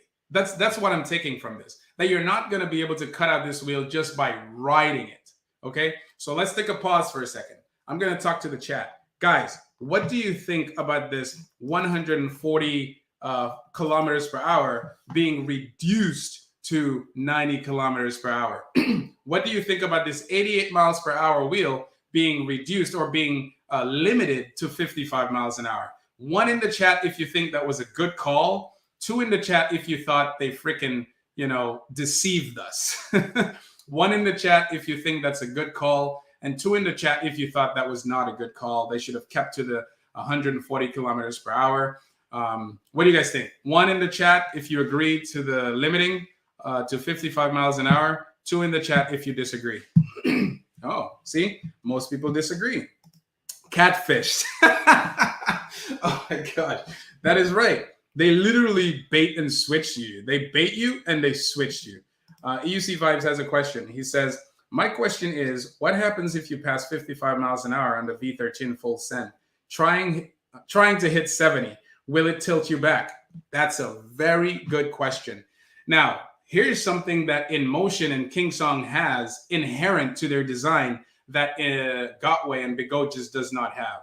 Oh, well, they do have, but I say they. Begode has it up to 30 miles an hour. They haven't implemented it for a higher speed. I don't know why. It doesn't make any sense to me. But Inmotion has had this tilt back feature from day one. And the cool thing about it, Gotway had it too, but Inmotion and Kingsong had it compulsory. It was baked into the firmware. There was no turning it off. You could set where you want it. You know, if you want it at a lower speed, you could set that, but you cannot turn it off. Okay, if the maximum speed of the wheel is 30 miles an hour, it's going to be activated at like 28, maybe 29 miles an hour. And I have a feeling they're going to include the same thing with this wheel. And this is why I wanted Inmotion to enter the performance space, is because they have that feature inherent to their design. They have it. It's not going anywhere. I know that if I'm riding really fast, this thing is going to tilt me back the closer I get to the max speed. I don't mind tilt back as long as it's at a high enough speed. That's not going to inhibit how I ride. And I don't see Inmotion running away from that. So yes, EUC vibes. My assumption is they're not getting rid of it. It's going to be there. Let's see, Catfish. So two, he says, should be optional. Okay, should. I heard someone saying that the V11 has a feature that allows you to like get a little bit more speed after a certain kilometers per hour, maybe 200 kilometers per hour. I'm not sure, but it would be cool to unlock that speed. Calcifier, he says, 1, I think it's a good call. Inmotion will release a software update called Fancier to unlock that top speed. Is that true? Are you lying? Or is that true? Because if that's true, wow. Inmotion, woof. I mean, woof. If they end up doing that, that would be fantastic. It's kind of like how Kingsong used to do it back then. Kingsong used to limit the speed of their wheels up to, I believe, I'm not sure if it was 200 kilometers or not, but I think it was 200 kilometers, where you had to ride the wheel up to 200 kilometers and then unlock its full potential. The reasoning behind that is, and when I asked, the reasoning behind that was if any issues were going to occur with that wheel, it should be caught within those 200 miles. So now, whenever I get a brand new wheel, I ride it up to 200 kilometers.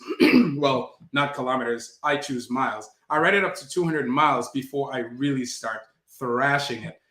Because I feel like these components, they're just off the, whatever they're manufacturing, whatever. They need to be baked in. They need to be used. You know what I mean?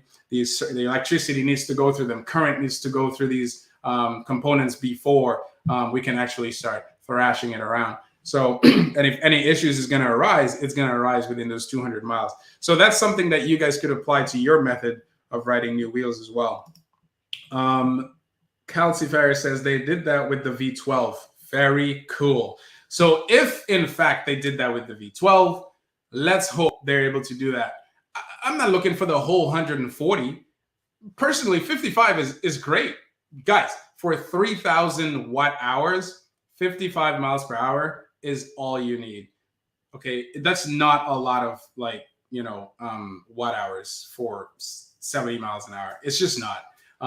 That's why I give it to Begode for having a 3,800 and a 4,800 watt hour capacity that can, do 60 plus miles an hour. So the only thing I wish Gotway did was add the tilt back. Okay, let's see what he says here. Richard says, I want to see you ride this V13. It's a good safety margin. How hard can you lean? In the wind. Yes, that's another thing. Leaning into the wind. Guys, I don't know if you know this, but if you lean into the wind, that's equivalent to over torquing in many ways, in many instances, because you have a force that's going opposite to your forward direction. That's going to cause some problems with your motor, because as far as your motor is concerned, if the wind is really strong, it's like you holding the wall and literally trying to, full send at the same time. You're going to blow a component. So stay away from riding straight into the wind, guys, just so you know. Let's see. Who else? V13 has dual sensors for cutoffs and high gauge wires. Dual sensors for cutoffs? No, from what I remember, they have the, and he says V13 is better than the Master Pro. Probably. I don't know. In terms of quality checks, in terms of just pure build quality, yes, absolutely. I could imagine that it is. But I think the Inmotion V13 has 2 Hall sensors, as you can see right here. So there's 2 Hall sensors. Innovative, redundant Hall sensor systems, ultimate and smooth riding experience. So basically a Hall sensor, it's the whole purpose of a Hall sensor is to keep you balanced, right? So when you turn on the wheel, the first thing that happens is it turns on and then you see this little jolt forward where it starts to balance itself. That does not prevent cutouts. That's literally, so the reason for the extra sensor is to ensure that the wheel does not stop balancing, okay? That's all it does. It doesn't mean that you can't over torque the wheel and cut it out. You can still cut it out. But again, Inmotion has a failsafe where it has the tilt back. So that tilt back is going to help you prevent cutouts. I don't remember there being a lot of cutouts with Inmotion besides the issues with the board. So, rarely do I see people cut out on King Songs. Rarely do I see people cut out on Inmotions because they have that compulsory tilt back feature. Gotway, that's just a thing with Gotway because after 30 miles per hour, you're on your own. You got to set up the EUC World app. You have to set up some SPID apps. You got to know the beeps. You got to know how to read the beeps. I mean, I've gotten really good at that. But even then, even me being as good as I am, reading the beeps and knowing the limit of the wheel, I still get kind of nervous. You know what I mean? Because it's like, I know there's not in fact, Gotway has a tilt forward. It has a harsh dip forward that if you pull back from it, it ends up saving you. And then you're like, okay, I probably shouldn't go any faster. But besides that, there's nothing else. So shout out to King Song and Inmotion for having that awesome feature. Come on, mouse. What are you doing? Come on. Oh my gosh. Is my mouse really? Oh, I see. Is my mouse? Okay, there we go. So Calcifier says the V12 was limited to 35. Then they unlocked it to 43 after a software update. The setting is called Fancier. Interesting. So guys, look into this. Look into this amazing feature called Fancier. If it's in the app, then we could imagine that's probably going to happen. But then again, 35 miles an hour is different. 35 miles an hour to 43 miles an hour is totally different than 88 or 70 miles an hour. So I'm not sure if, but anyway, let's go on here. Let's keep talking about this awesomeness. It says upgraded adjustable suspension system easily transformed to non-suspension wheel. Okay, cool. Let's see how easy that is to do. User-friendly modular design. And again, this is a modular design, guys. This is a beautiful modular wheel. Now you can attach all kinds of stuff you want to this wheel the same way you would with a Sherman. So in effect, this is a Sherman. This is what the Abrams should have been. What do you guys think? What do you guys think? 1 in the chat if you think this is what the Abrams should have been. 2 in the chat if you think it's, this is unique. This is a unique design from Inmotion, and it shouldn't be compared to anything else. But I think that this is what the Abrams should have been. What do you guys think?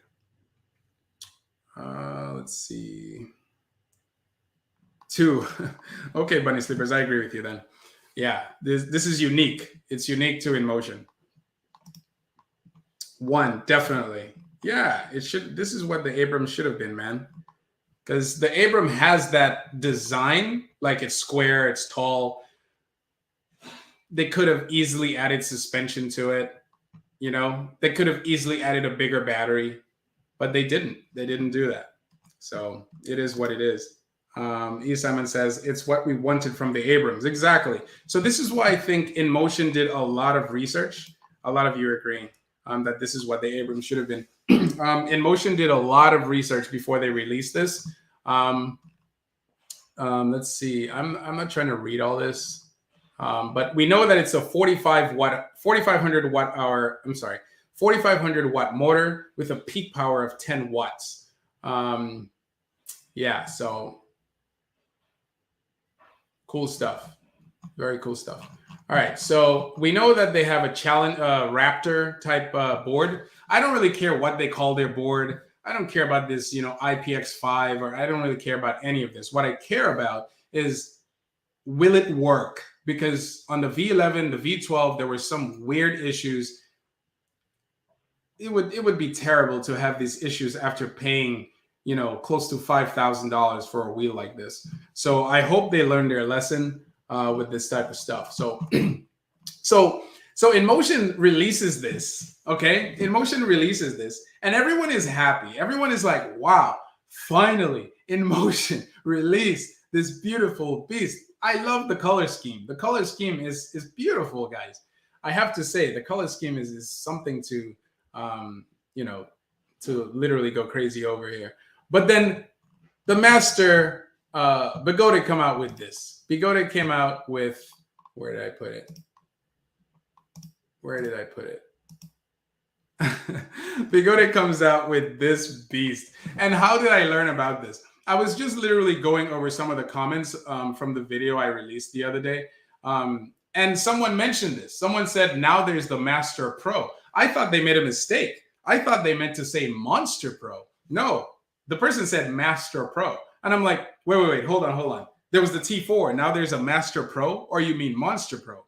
Before I even, could look at his response, I started looking up, and that's when EUC Serbia came up, and I saw it. I just kept looking at it over and over again. Guys, look at the design of this thing. I mean, look at it. What? Look at this.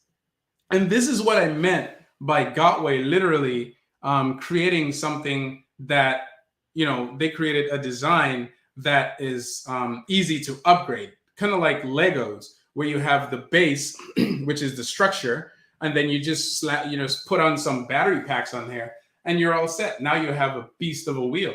And now you have a beast of a wheel that's pretty much, can compete with almost any other machine out there.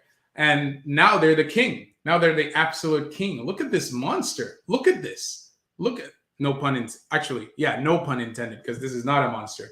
This is the Begode Master Pro. 134 volts, whereas the V13 or Challenger is 126 volts. 4,800 watt-hour battery. Holy smokes. Wow. I'm sorry, I just got to pause for a second. 4,800 watt-hour battery, dude. How far can you go with that? I mean, the Monster, wow. You could literally travel to New York. I could literally travel to New York from Boston with this at a good enough speed. You know what I mean? Of course, it's probably going to take me several days. But, dude, on the path, I'm sure there's some Tesla chargers. That could charge this wheel up to, let me see. Available in either high-powered or high-range. Interesting. Samsung battery packs, battery pack redundancy.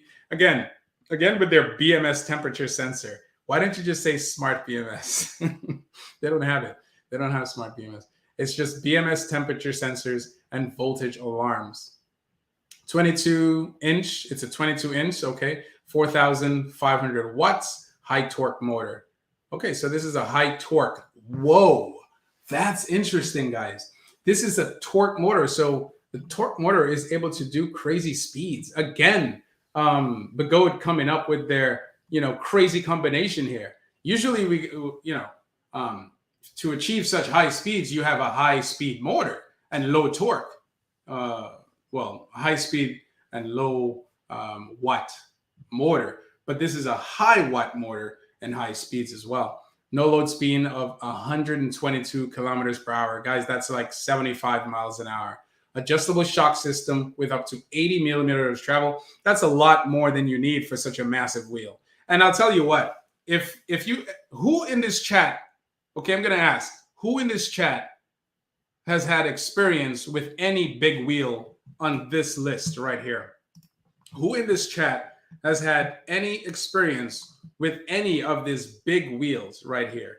Okay, one in the chat if you've had an experience with any of these big wheels right here. Okay, besides the Master Pro and besides the Inmotion Challenger, obviously. You have the EX20S, you have the Monster Pro, you have the Commander, and you have the Sherman. So I had an experience with the Sherman. I liked it. I felt it was the perfect design and perfect in terms of just not being a massive nuisance. I haven't had experience with the Commander. I actually haven't even seen it. I actually have ridden the Monster, and I actually loved it. It was big. I don't think Gotway had to build such a big wheel, but they did.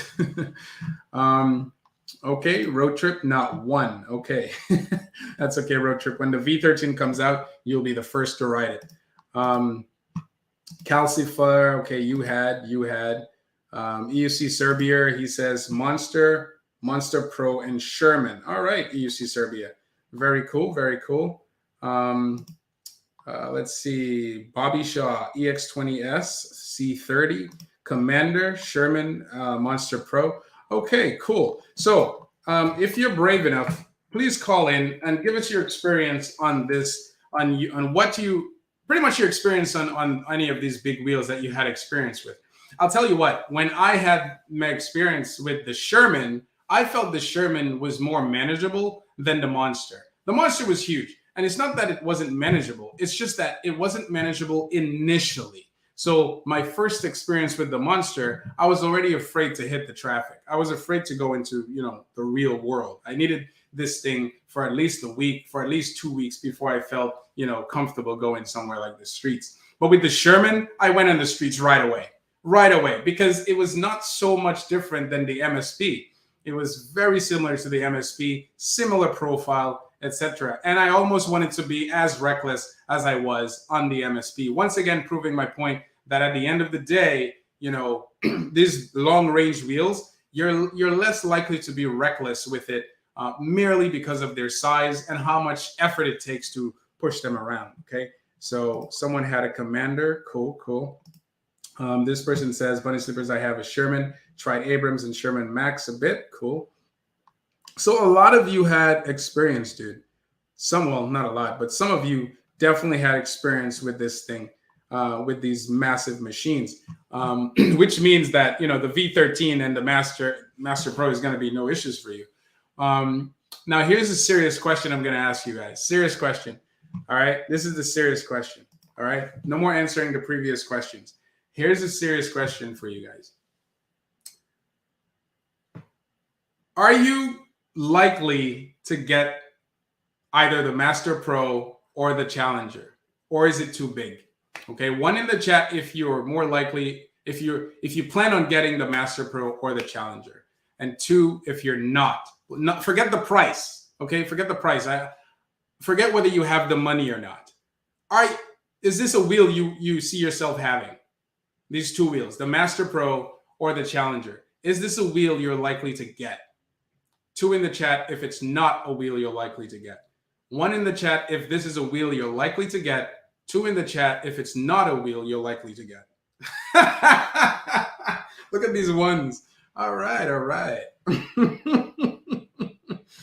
That's awesome, dude. Yes. So these companies are doing a good job. They're doing a good job. Let me see. Oh, man. This comment is kind of funny. BT says, I overtook all three wheels, 230-pound rider. Interesting. Wow.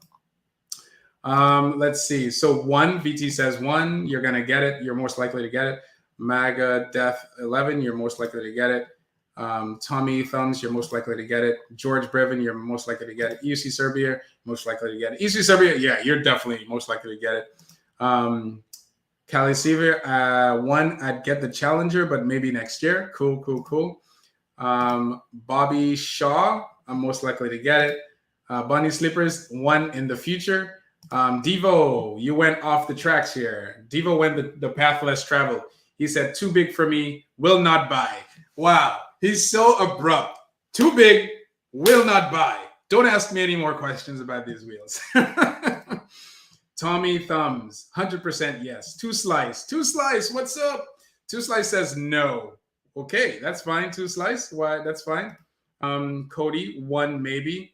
EUC Serbia, it is only for large guys. Lies. EUC Serbia, not true. EUC Serbia. Tashawn, if you guys don't know who Tashawn is, he's a very small guy, actually smaller than me. And he pushes a Monster Pro like an MSP. Another guy is, what's his name? Sam in New York. I raced him when I went to New York. I lost. But I raced him in New York in traffic. And the way he was able to throw around his Monster Pro was insanity. In fact, I plan on getting riding lessons from this guy. I thought I learned everything there is to learn. I'm just joking. In terms of high-speed riding, I thought I was at the pinnacle. But after seeing the way he throws this thing left and right, I was like, holy smokes, what's going on? How is he able to ride like this? So no, it's not for bigger guys. That's a misconception. It's all about skill. It's all about skill. So yeah, Cal Lucifer says, Begode just can't beat QC. Yeah, I know. That's true. That is true. Later batches, definitely not the first, which was going to lead into my next question. Okay, which was going to lead into my next question. Okay, so here's my next question for you guys. So for those of you who said, yes, you're going to get it and most likely to get it, one in the chat if you're most likely to get the first batch of either of these wheels, the Inmotion Challenger or the Master Pro. So for those of you who answered yes, you're one in the chat the first time, are you more likely to get the first batch? One in the chat if you're most likely to get the first batch with the early bird. Two in the chat if you're not likely to get the first batch. One in the chat if you're likely to get the first batch of either of these wheels, meaning the Master Pro or the Challenger. Two in the chat if you're not likely to do so. Yeah, that's funny. Oh man, that is funny. Because that's the reality, isn't it? That is the reality. We don't trust these companies so much. We don't trust them.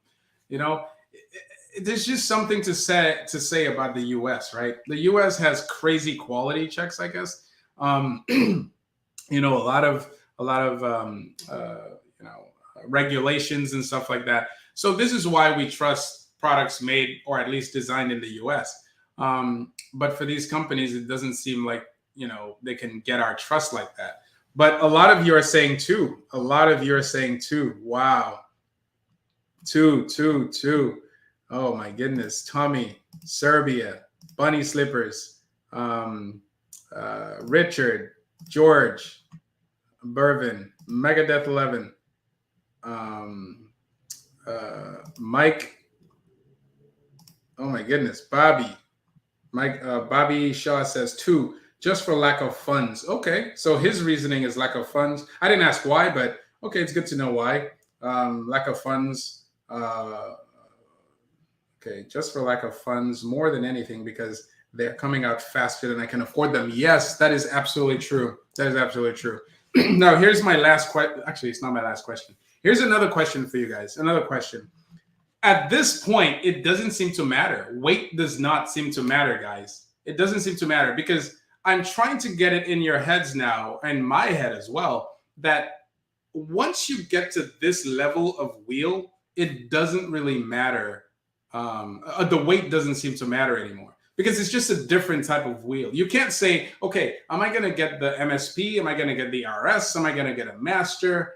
Or am I going to get this? You can't really compare the two. The question should be, am I going to get a Master and should I get a Master Pro?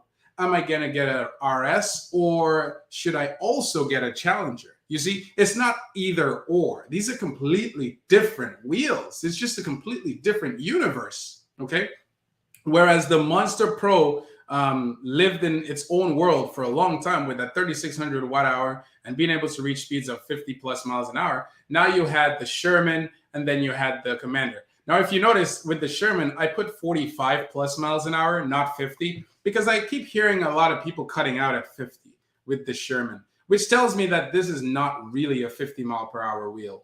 Okay. I hear too many people cutting out at 50 for me to put 50. So it doesn't mean that you can't reach 50. It just means that it seems like 50 is really close to the safety margin for that wheel. Okay. So then after these came out, Now you have the EX20S that came out after that, which is a fantastic wheel, by the way, from Begode, with suspension, and it's all aluminum design. But now you have two beautifully designed machines, the Challenger and the Master Pro. Okay, so, but I'll say one thing though. So yeah, one in the chat. Well, actually, I know the answer to this. You guys don't like the weight. But here's the thing, guys. Battery technology is not gonna leapfrog anytime in the future. Okay, if you don't see the Tesla guys, the Tesla company, because remember the Tesla car with Elon Musk and all that, the Rivian and all these companies, they would prefer there to be a lighter type battery in existence so that their machines can be a lot lighter. But it just doesn't exist right now. The 18650, the 21700 wheels, batteries, that's what we got for now. And that type of design has been proven over and over and over again. It would take a lot of money to go test brand new technologies such as solid state right now. Solid state is where it's at, guys. And something else that I don't know about. Sensei Vegan was talking about it, and I haven't looked into it that much. If he was here, he would have explained it. But the point is, battery technology for a while has been stagnant. Okay, you know why it's been stagnant? Because, I don't know if you guys have been seeing, but in Europe, maybe in the US and China, there's been many PEV fires, a lot of PEV fires. I'm not talking about our PEVs. I'm talking about like automobiles fires. There's been a bus fire where the battery was situated at the top and the whole bus got on fire. There's Tesla getting on fire in car garages. Guys, of course they would love solid state technology because you won't have to worry about chemicals going from negative to positive and causing this, I forgot what they call it, and mixing the chemicals and causing an explosion. But that's what we got for now. This is what we have. So now you have these companies that are wondering, should we just, innovate with what we have, or should we just wait to innovate? I think they did a good job innovating with what we have. And am I willing to get this wheel? My gosh, I want both. I really like the Challenger. I really like the Master Pro. But the problem with the Challenger for me is that it's 3,224 watt hours. My EXN is able to hit 53 miles an hour with the extra 500 battery pack that I could get from, I forgot who it is. But I guess I don't have suspension. I don't have guardrails. I don't have the buffer, the crazy buffer. So, if it was just down to watt hours, I would say my EXN is better. But with all of that buffer, the Challenger has, if in fact that is true, that buffer does exist, then I would say the Challenger definitely innovated in that area. Now, my question for the Master Pro, and this is a question you guys should ask your distributors, is what kind of buffer does the Master Pro have? Because now they're saying that it has a free lift spin of 122 kilometers per hour. But what does that even mean? Does that mean it's at the peak of the of the motor output? Because it's a 4,500. Let's look at the specs of the Master for a second. Are they going to show us? The peak? Let's see. You have a 4,500 watt motor. What is the peak power? What's the peak power of the Master? If you guys know it in the chat, let me know. What is the peak power of the Master, of the motor? You see? So I'm looking at here. Let me just zoom in for a second. I'm looking here, and all I see is motor power, 4,500 watts. But I don't see the peak power. So what's the peak power of the motor? That's important. That is very important. You know why? Because, if the peak power is 8, let's say the peak power is 8,000 watts, that's good. But if the peak power is 10,000 watts or 12,000 watts, then that's even better, because now you're not playing with, near the maximum output of the motor. But the V13, the Challenger, You know, the Challenger, we know it has a 10,000 peak. Where is it right here? Yeah, it has a 10,000 watt motor, peak power. And the nominal is 4,500 watts, which means this thing has a massive, massive, massive buffer. And that is what you really need. That is what really determines safety for crazy riders such as myself. I mean, obviously, I play within the limits, but for people who don't really know the limits, this is the way to go. For people who really care about range, any of these wheels, oh my gosh, guys, whoa. So here's the thing, right? The Inmotion Challenger, although it's great on paper, it really still does not live up as a range king. If you think about it, the speed is too high. The battery power is a little too low. The Sherman, the Commander, the Monster is 600 watt hours more than the Challenger. And each of these wheels can do 50 plus. What does that tell you? That tells you that when the Inmotion Challenger reaches like maybe, I don't know, 70% battery, you're going to have to start worrying. Because now you're down in the range of like freaking an EXN. You know what I mean? So that's something to look out for. But again, I'm not here to bash anyone. I'm just here to appreciate what has been done. Okay? I'm just here to appreciate what has been done. This is a fantastic lineup that we have right here. If you plan on going in that sector of wheels, you have a bunch of options. And that's it, guys. That's it. You have a bunch of options, and let's just look at some of your comments. Let's look at some of your comments here. All right, I'll go from bottom to top, I guess. Fred says, I want to be a mailman if EUC learns to stand still when delivering the mail. Hey, you're gonna have to start learning how to, go back and forth and stuff like that, and jump steps. Or just, you know what? Oh wow, how could I miss that? I just realized the V13 has no rest stand, kickstand. It has no kickstand or rest stand, whatever. And the Master Pro doesn't seem to have it either. But I don't know. I can't really see the back of the Master Pro. Interesting. No kickstand. Wow. Okay. QQ2516477742 says, so V13 is still the most powerful? No. V13 is the most powerful for Inmotion.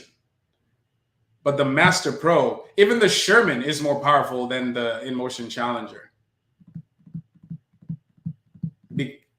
Mainly because of the battery, not because of the motor output or the power output from the motor, mostly because of the battery. Because guys, if you want to really get performance out of a wheel, you have to match that massive motor with a good battery. And this battery is not horrible, but if it has 3,600 watt hours to match, then you're talking about true performance. But they skip this, 3,000 watt hours is not enough. And we will see when the real world comes, when it comes into the real world, it'll be more than most people, it'll be sufficient for most people, basically, is what I'm trying to say. I'm not trying to complain today. This is great. This is great for the community. Another question. Why don't you put the Abrams there? Because it's a failure. That is correct. I know you asked a question. Is it because it's a failure? Yes, because it's a failure. Let me show you something about the Abrams. Let me show you some stats about the Abrams. All right. Let's see if Ewheels even has it on there. Okay, let's go to Ewheels for a second. Let me show you something about the Abrams. All right. So if we go to the Abrams, all right. Is it even on here? See, it's such a failure. Ewheels doesn't even have it. It's such a failure. Ewheel doesn't even have it. But I'll tell you who probably has it. UCO. UCO probably has it.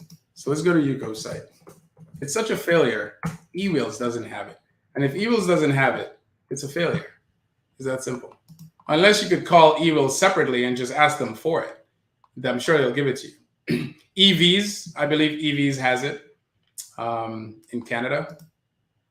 So if you go to UCO and we go to EUC catalog, I wonder if they have the Abrams.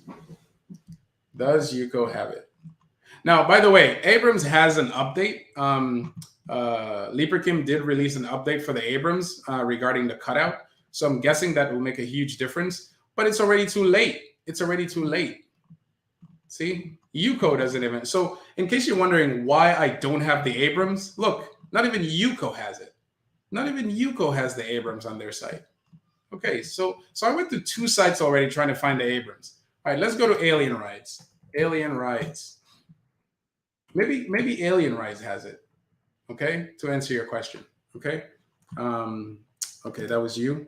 Okay, that was QQ251647742. Why don't you have the Abrams there? Is it because it's a failure? I'm trying to answer his question. Okay, so now I'm on Alien Rides. Okay, let's see. Maybe Alien Rides has it. Okay, so Alien Rides has the Master Pro. It's not even out yet. Alien Ride has the Challenger. It's not even out yet. Let's look for the Abrams. Where's the Abrams? Oh, page 2. Maybe it's on page 2. Maybe Abrams is on page 2. Oh, wow. An M10 sold out. Beat the Abrams. Okay, so where else can we go? Let's go to Rev Rides. So that's 3 so far. That's 3 I've gone so far. Rev Rides. Let's go to Rev Rides. Maybe Rev Rides has the Abrams. Okay, so I could answer your question as to why I don't have the Abrams on here. Let's see. Shop for Rides. Okay. Why is my internet acting up or something? Yep, my internet's acting up. Well, people are home now, so they're on the internet. But let's see. Vehicle type, electric unicycle. Maybe Rev Rides has the Abrams. Wow. Well, Rev Rides doesn't have the Abrams. I know who has the Abrams. So I went to 4 sites and the Abrams does not exist. Let's go to EVs. EVs. I don't even know how. Let me see. EVs, electric unicycle. Maybe EVs has the Abrams. Let's go to EVs. EVs doesn't even exist in the United States. It exists in Canada. So let's see. Let's see their list of EUCs here. Let's see their list of EUCs. All EUCs. Thank you very much, Mr. EVs. Okay. It's also, guys, it's amazing that all these companies exist. Wow. All these companies. And if I would like to start a company too, guys. If you support me with your Cash Apps, with your what is it called? The Cash App Super Chat. Yes, if you help with the Super Chat, that will help me as well, and I can start a company. But I wouldn't start a company like this. I'll start a different type of company. So Cash App and Super Chats. Okay, so EVs has the Abrams. Yay! I don't have any effects. I should have effects because I need someone to clap and stuff like that. We finally found the Abrams. Look how hard we had to search for the Abrams. And even then, it's not in the United States. It's in Canada. And I think they still ship to the United States. So there you go. This is the Abrams. So let's talk about the Abrams for a second and why it failed. And what I'll do is I will take the Abrams and I will put it right next to the V13. Okay, just so you can understand why I did not include the Abrams. Okay, the Abrams did not make the cut. Here's why. And here's why I was asking you guys the question earlier. Why I feel the V13 Challenger is what the Abrams should have been. And here's why. You see? They look similar. They look similar. Look at it. It's like Inmotion took the failure that was the veteran Abrams and made the Challenger. I mean, look at it. Doesn't it look similar? Look, let's look at the side view. The side view. Look at that. You have the rails. Yes, it's not exactly the same, but you have the rail. And then right here, you have the mudguard. You have the mudguard. I mean, they just improve on what was a failure. You know what I mean? The Abrams does not have suspension, but I tell you what, because the Challenger has the ability to remove suspension, once you do that, it's going to look like an Abrams. But let's look at the real reason the Abrams failed. Okay, here's the real reason. Number one, the price, $3,592. pretty high price for something that seems to be giving you very, very little. You have a massive motor that's 3,500 watt motor. What's the battery though? 2,700 watt hours. Now, in case you don't understand, the EXN comes with 2,700 watt hours. Okay? The EXN comes with 2,700 watt hours. And the EXN is nowhere as big as the Abrams. The EXN is one of the fastest wheels out there right now for speed people like myself. And yet you have a massive beast that is the Abrams, heavy, okay, which is why they have these two massive rails here, with a 3,500 watt motor with the same battery capacity as an EXN, a much smaller, more portable wheel. Does that make sense? No, it does not make sense. So this does not even fit in the category of these massive beasts that I was just demonstrating right here. It doesn't fit because I was really contemplating putting the Challenger here on this list. As a matter of fact, I was thinking of giving it its own category. But if you look, because I wanted to give it a long range wheel, it's not that has suspension. And the real reason it's up here is not even because of the range. The real reason this is up here is because it has that crazy buffer. That crazy buffer, where the wheel is able to reach crazy speeds of almost 88 miles an hour freewheel spin, but it was limited to 55 miles an hour. Why was it limited to 55 miles an hour? I'll tell you guys why. It's because of that battery. That battery is not sufficient to sustain 88 miles an hour. This is why they limit. That's my guess. That is my guess. Okay. But yeah, I hope that answers your question. I hope that answers your question, sir. The Abrams is terrible. Now, I'm not going to ask everyone because I don't want people to disagree with me. But look, so it says here, yes, that's right. You answered your own question. 3,600 for 27. That makes no sense. Makes no sense. Guess how much I paid for my EXN? It's a $3,000 wheel, brand new. With 500 miles on it, I got it for $2,000. Now, for an extra $500, I could bring up this wheel to 3,200 watt hours, beating the Abrams, which is a much bigger wheel, and even beating the Challenger. So there you have it. That's why. So look, I love the Abrams. I like the look. I really like the fact that it has a beautiful LCD screen on the top. But here's the thing. It was just not built for anybody. I don't know who it was built for. I really don't. And for those of you, okay, is anyone in this chat, does anyone in this chat have an Abrams? One in the chat if you have an Abrams. One in the chat if you have an Abrams. And don't lie to me, just to support the Abrams.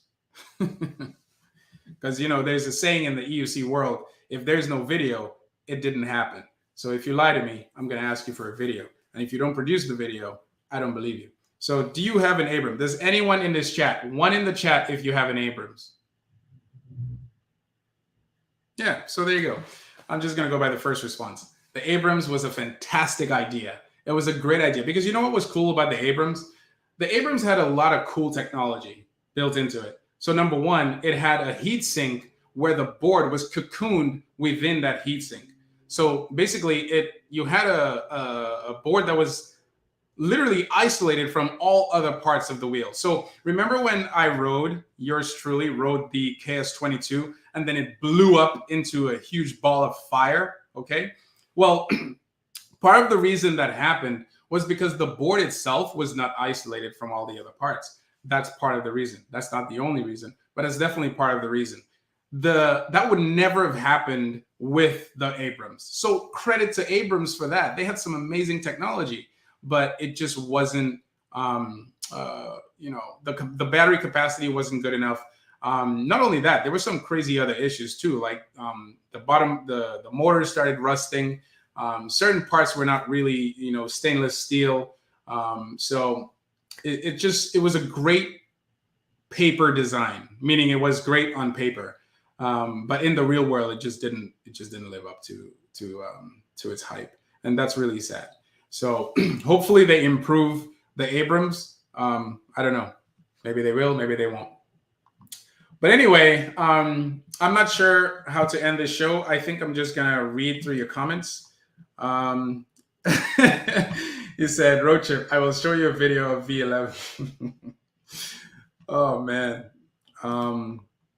Buddy Slippers, I got a video, but not my Abrams. That's all right. Road trip, Deuce sees out.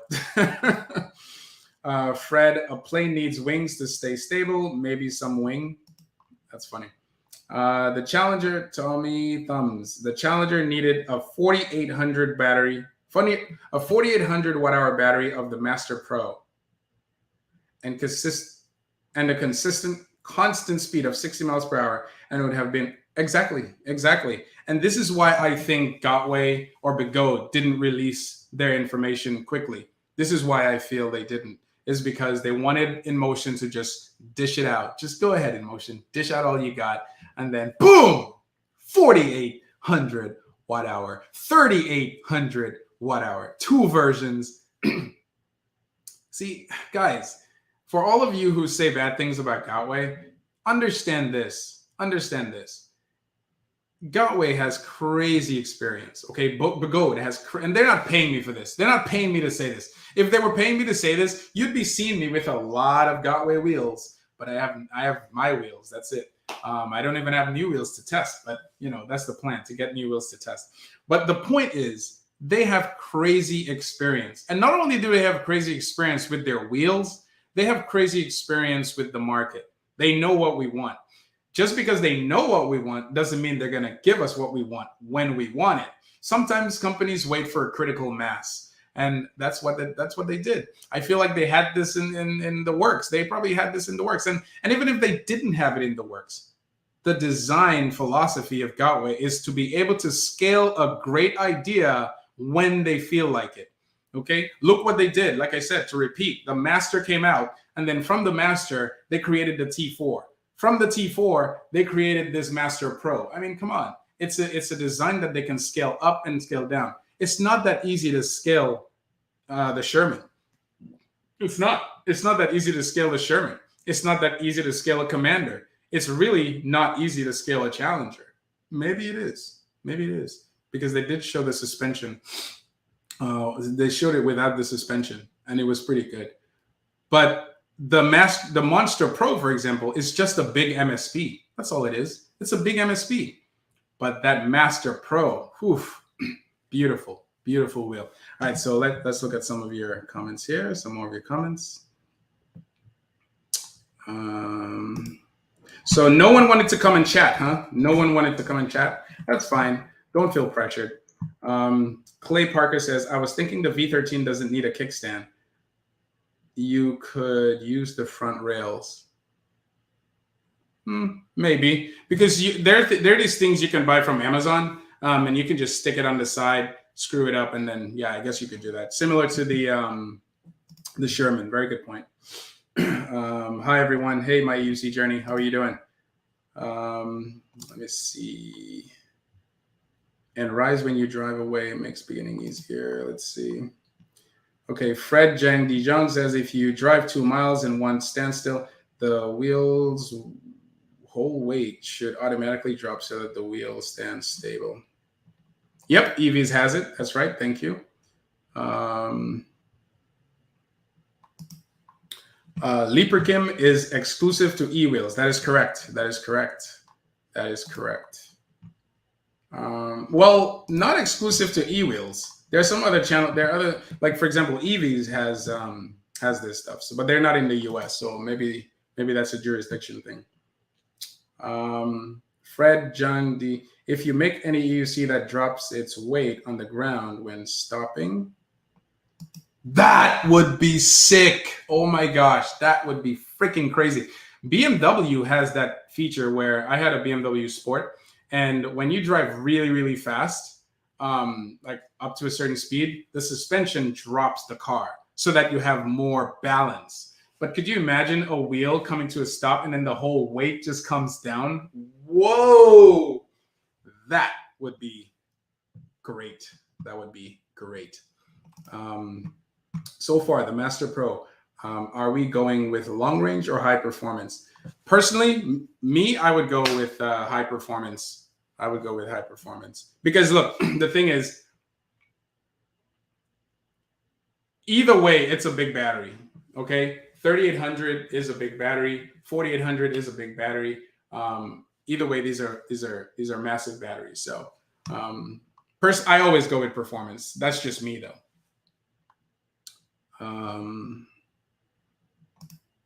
Let's see.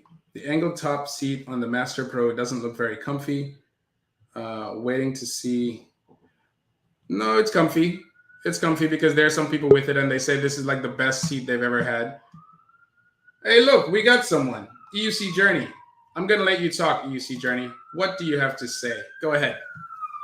Just wanted to say hi first. Hi. How are you doing, Mr. EUC Journey? Yeah.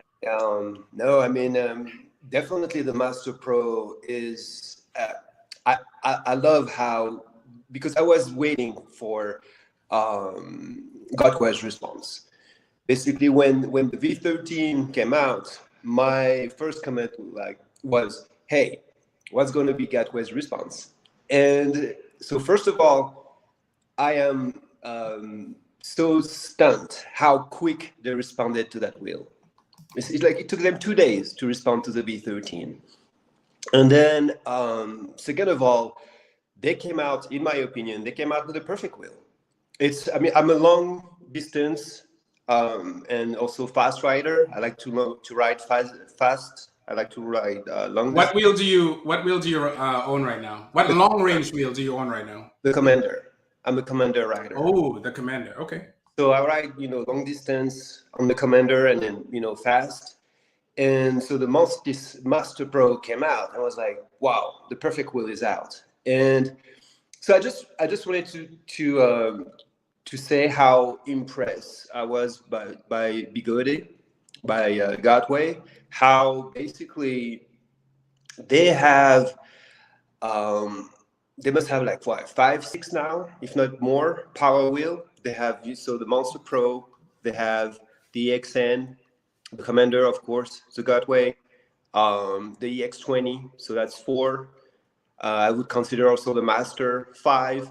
So they have more than 5. I mean, if you start also if you count the RS and if you count the 100-volt wheels with the AR, that's you go like almost 10 power wheel from Godways, and that's so impressive from one companies that are able to deliver so many wheels of power. And on the other side, you have Inmotion that has a power wheel now, soon to have a power wheel and a half. I would say that the V12. I mean, also the V12 can be compared to the RS, but I would say 2 power wheels if the V12 is fixed, and the V13. You have Liberkin that has 1.5 because, like you mentioned, with the Abrams having so many issues, and the Sherman. So and you have lastly you have Kingston with 1 power wheel, but again, 30% of the S20s 22 have fried motherboard right now. So really, yeah, 30% of the wow. S22s have fried motherboard, the new one, the latest version. That's interesting. Wow. So when you see how what Godway is about, and Godway doesn't have, fire anymore. The fire thing is right. There is no more, and then same cutouts. There is no more Godways. There is no more. When you see how they responded with the Master, they have like the 3rd version of the motherboard with the Master is out, so they are able to rectify their issue pretty quickly. Yep. They respond right away. They say, hey, there is a problem with the motherboard. Like a week later, boom, there is a new motherboard coming out. So my point is, today I've seen a lot of, community, I've seen a lot of, people like, okay, King Song hater, Godway hater, and I think that's honestly that all those companies are really trying their best to deliver the best product. And it's one of the most challenging thing the most challenging technology that they are trying to put together. They are trying to really advance. And I just have praise for all of them, whether it's Inmotion, Kingston, and Godways. I wouldn't, I could never talk bad today about one of those companies. That I think that they really listen to us. I think that's, we wanted speed, we wanted safety, we wanted range, and here it is. We have all of that, and all of it. Yeah. And they're all struggling to deliver to do so. They're all struggling, but they still all want us to be safe and be able to ride, powerful EUC that have range. So yeah, that's my Sunday rant. So my question for you, thanks again for coming on. My question to you is this: you have a Sherman, right? You said, or a Commander? You said you have a Commander. Yeah, but I wrote everything. I wrote I was lucky enough to ride, even the Abrams. I rode the Abrams, so I was lucky enough to have experience on all those wheels. So, seeing that you had a Commander or have a Commander that's 3,600 watt hours, the profile is a lot smaller, very similar to the RS, the Sherman, smaller compact wheels. Are you likely to get any of these two wheels? They're pretty big. Absolutely. So the reason why is suspension is really so we those second generation, I call them power wheel, and the thing about the Monster Pro, the EXN, the Sherman or the Commander is like they don't have suspension, and suspension for me is really a huge plus. And I'm not talking suspensions for jumping or anything like that. It's the aspect of when you are 40 plus. I'm a 40 plus rider. I love to go 40 plus. Just be on the wheel, sit down on the wheel, go 40 plus, and I need constantly to be to watch, to look basically 30 feet away from me, like to be focused on the street 30 feet away in case if there is a pothole, like something, a manhole, something that could potentially throw me in the air, because particularly at that speed, you tend to sit on the wheel. So, and if that happens, you quickly need to basically, stand up, like not fully stand up, put yourself on your toes, make the wheel bounce, and then you can sit back down.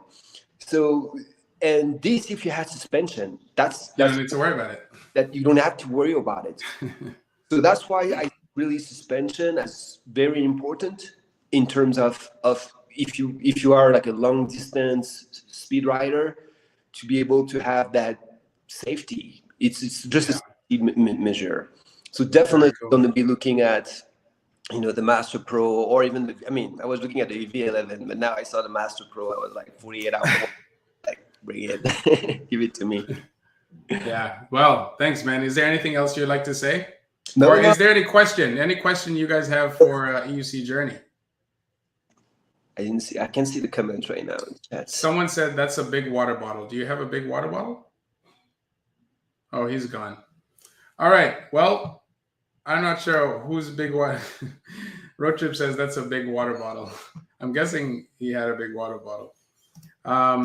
Brian Bly says, hey, EUC Journey, just met you last night in Denver. So he's in the US. Very interesting. I thought he was from France or something because of how he was talking. Cool. Growing Old and Having Fun says, yes, these big ass wheels are going to be a wrecking ball. Probably. No, I disagree with that. My lady's sneaking, but we can still see her. Probably will get everything banned as soon as one crashes through a house or store or burns. So the thing, Mr. Growing Old and Having Fun, I said it earlier, you weren't here to hear it, but I was saying that because these wheels are so big, you're less likely to be reckless with them because they're so big. You're going to be 10 times as more careful. You're going to be 10 times as more, concerned about your surroundings, about cars around you, around people. It's just going to be a natural thing. And because the learning curve imagine the learning curve for small wheels is pretty big as it is.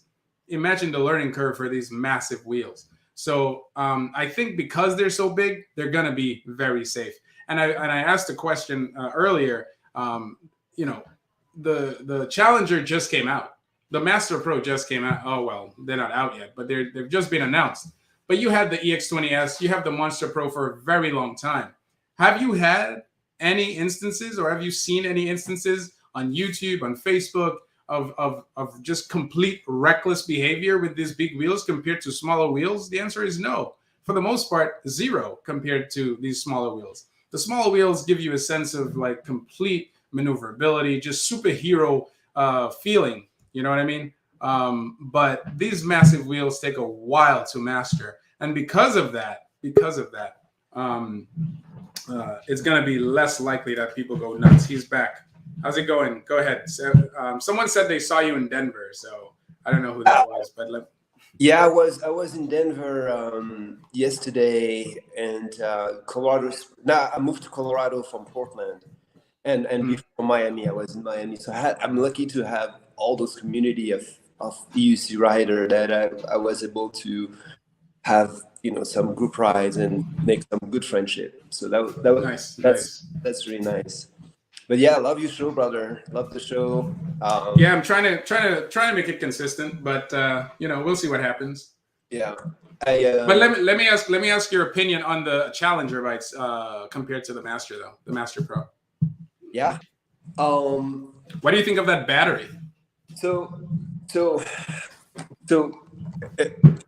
here's the thing. Not everyone needs 4,800 watt-hour batteries. That's for sure.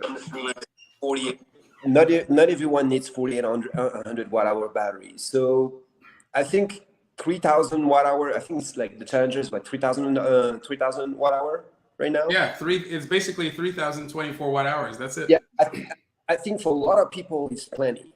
For a lot of people, they're gonna be okay with that. So that's why I don't think it's a huge issue. The main issue with battery is weight, and that's where a lot of people have been, you know, complaining about how Master Pro was basically 120 pounds, something like that. So so that's why people have been like looking at the weight and says, look at the Master Pro, it's a little too heavy. So I think it's going to be the question is like, do you mind the weight and want the 48 watt hours, or you don't mind the weight and then you mind the weight and want the more like a V11 V13 3,000 watt hour, or you don't mind the weight, you can have, you know, you can big wheels. But here's the thing, EUC Journey. Here's the thing, right? So what we saw is that Challenger or Inmotion, they released a video showing that they had a top speed of like 88 miles an hour, and it was able to be sustained. But here's the thing, though. It's limited to 55 plus miles an hour. And my take on this is the reason they limited it to 55 miles an hour plus is because of that battery. I don't think it has anything to do with safety per se, even though the 3,000 watt hour battery is kind of like nudging the edge here, because that's not a lot of battery for a wheel to do 80 miles an hour or even 60 miles an hour sustained per se with that weight. So yeah. I think that's why they reduced it. Meanwhile, you have the Master Pro hitting like freaking 60 plus miles an hour with a massive battery. And the reason I say it's not an issue is because today we don't have crazy, well, not crazy, but we don't have innovative technology with the batteries that can be delivered to the masses yet. So we have to deal with what we got, you know? So here's my take on top speed. I'm, you know, on a regular street, you know, yesterday, you know, I was riding with a lot of fast rider in Denver, and people that could go over 50, and it's very rare unless you are that EUC rider from Saudi Arabia that has miles and miles of smooth pavement. Yeah. When you reach that 45 marks, you kind of get spooked, if you see what I mean. I mean, like when you get like in that 45, 50, if you don't know the terrain, if you're new to the area, if there is like factors that you don't know, you're starting to get it's good. Like personally, I'm starting to get a little spook, and I'm not very comfortable above that speed. Right. So personally, I'm looking for headroom. I'm looking, but I can be at 45 and then hitting a bump, and then my wheel will beep. I will be like 45. I hit a bump, and I hear my beep, beep, beep, beep, and like a quick beep that I reach the 100 PWM. So what I love about those wheels is really the headroom, the safety. I've been able to 45, and if I have a big bump or if anything happened, I need to brake hard, I know my wheel is not going to cut. And that peace of mind, I'm more worried about overpowering, cutting out basically my wheel at that speed than anything else. Okay. So having a wheel that you know that you're not going to be able to cut out at 50 is just like a peace of mind that I'm looking for. Very good. Because the Inmotion Challenger, and that's why I like the Inmotion Challenger, because besides me not liking the 3,000 watt-hour battery, that part you just mentioned, having that buffer so that you at least have a peace of mind. Plus, we know that they have the tilt back. That's just part of their firmware. Is really refreshing, because I know that the Inmotion Challenger has a peak power of 10,000 watts. I don't know the peak power of the Master Pro, because we know how Galway works. They give you everything, but they don't really tell you. They don't really shell out information about the buffer zone. So you don't even know if you're reaching the edge of that peak power. You don't know. You don't know what's going on. You just but for Inmotion, yeah, go on. Lag is something that is I always wonder.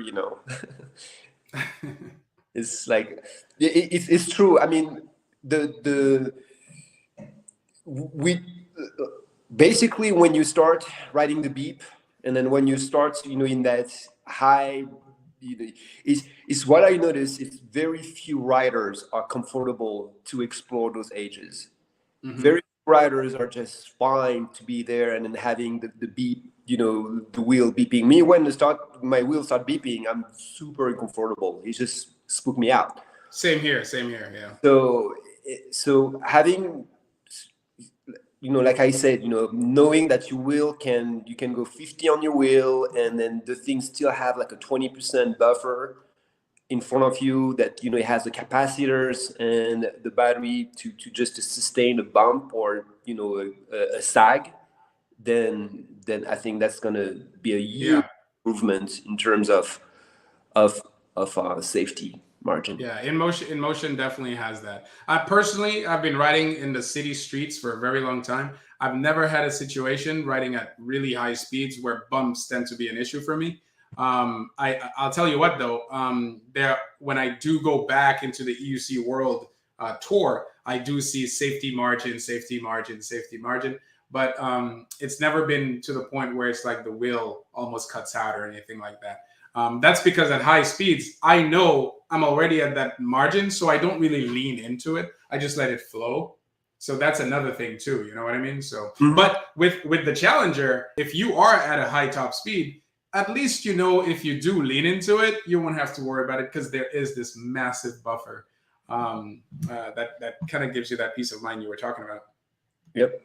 Yeah, it's still about the peace of mind. When you're going fast, it's all about how focused you can be on the minimum amount of thing. It's just like, you can just be focused on what's going on in front of you. Yeah, just focus on riding.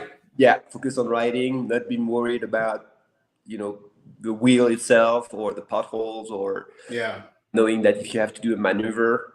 and it's the same, so, and that's something interesting a discussion that I had also recently with few riders about the weight. Past 30 miles an hour, weight is an asset. Weight is something that's true. It's good for you. You want, especially for the wind. Yeah. You want to have a heavy wheel past a certain speed. People say it's not as maneuverable. That is, and it's the inverse. And I'm going to give a very simple example.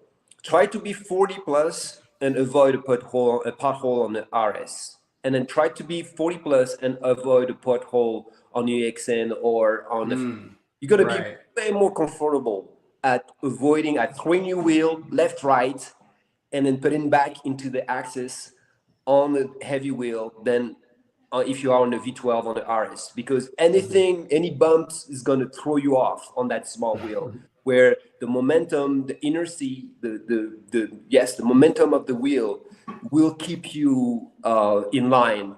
Even if you throw the wheel to avoid the obstacle, you will stay in line with that heavy tire. So that's why it's maneuverability, and it's all relative. If you go very slow, then yes, RS, those small wheel have an advantages. But the more speed you have, the more weight and inertia. I don't know how you say it in English. Inertia. Of your wheel will be something that will help you to basically throw your wheel left, right, and then put your wheel back into the axis in a safe manner. And have a bump, anything happen, you will stay, and then almost, even if you have a bump, the wheel will kind of jump in the air and then stabilize itself and then land right and then just go. Interesting. Well, EUC Journey, thank you for giving all your info. Yeah, thanks for having me. Can you do a quick explanation of PWM before you leave? Yeah, I mean, it's on, on the dark. I don't know on EUC World. I use Darkness Bot, and it's basically the availability, the power availability of your motor. It's like how much power does your motor has before it cuts out. So the beep on the Gotways is about 85. The beep of the wheel. I'm not talking about the beep of the app. The beep of the wheel on the darkness that goes to that you can hear if I take my wheel and I start free spinning, and then it will start beeping at 85%. So when you put at 85% of your max power, the wheel will start beeping. Usually and it depends a lot on the battery. But usually my commander will cut at about between 105, 110%. That on free spin.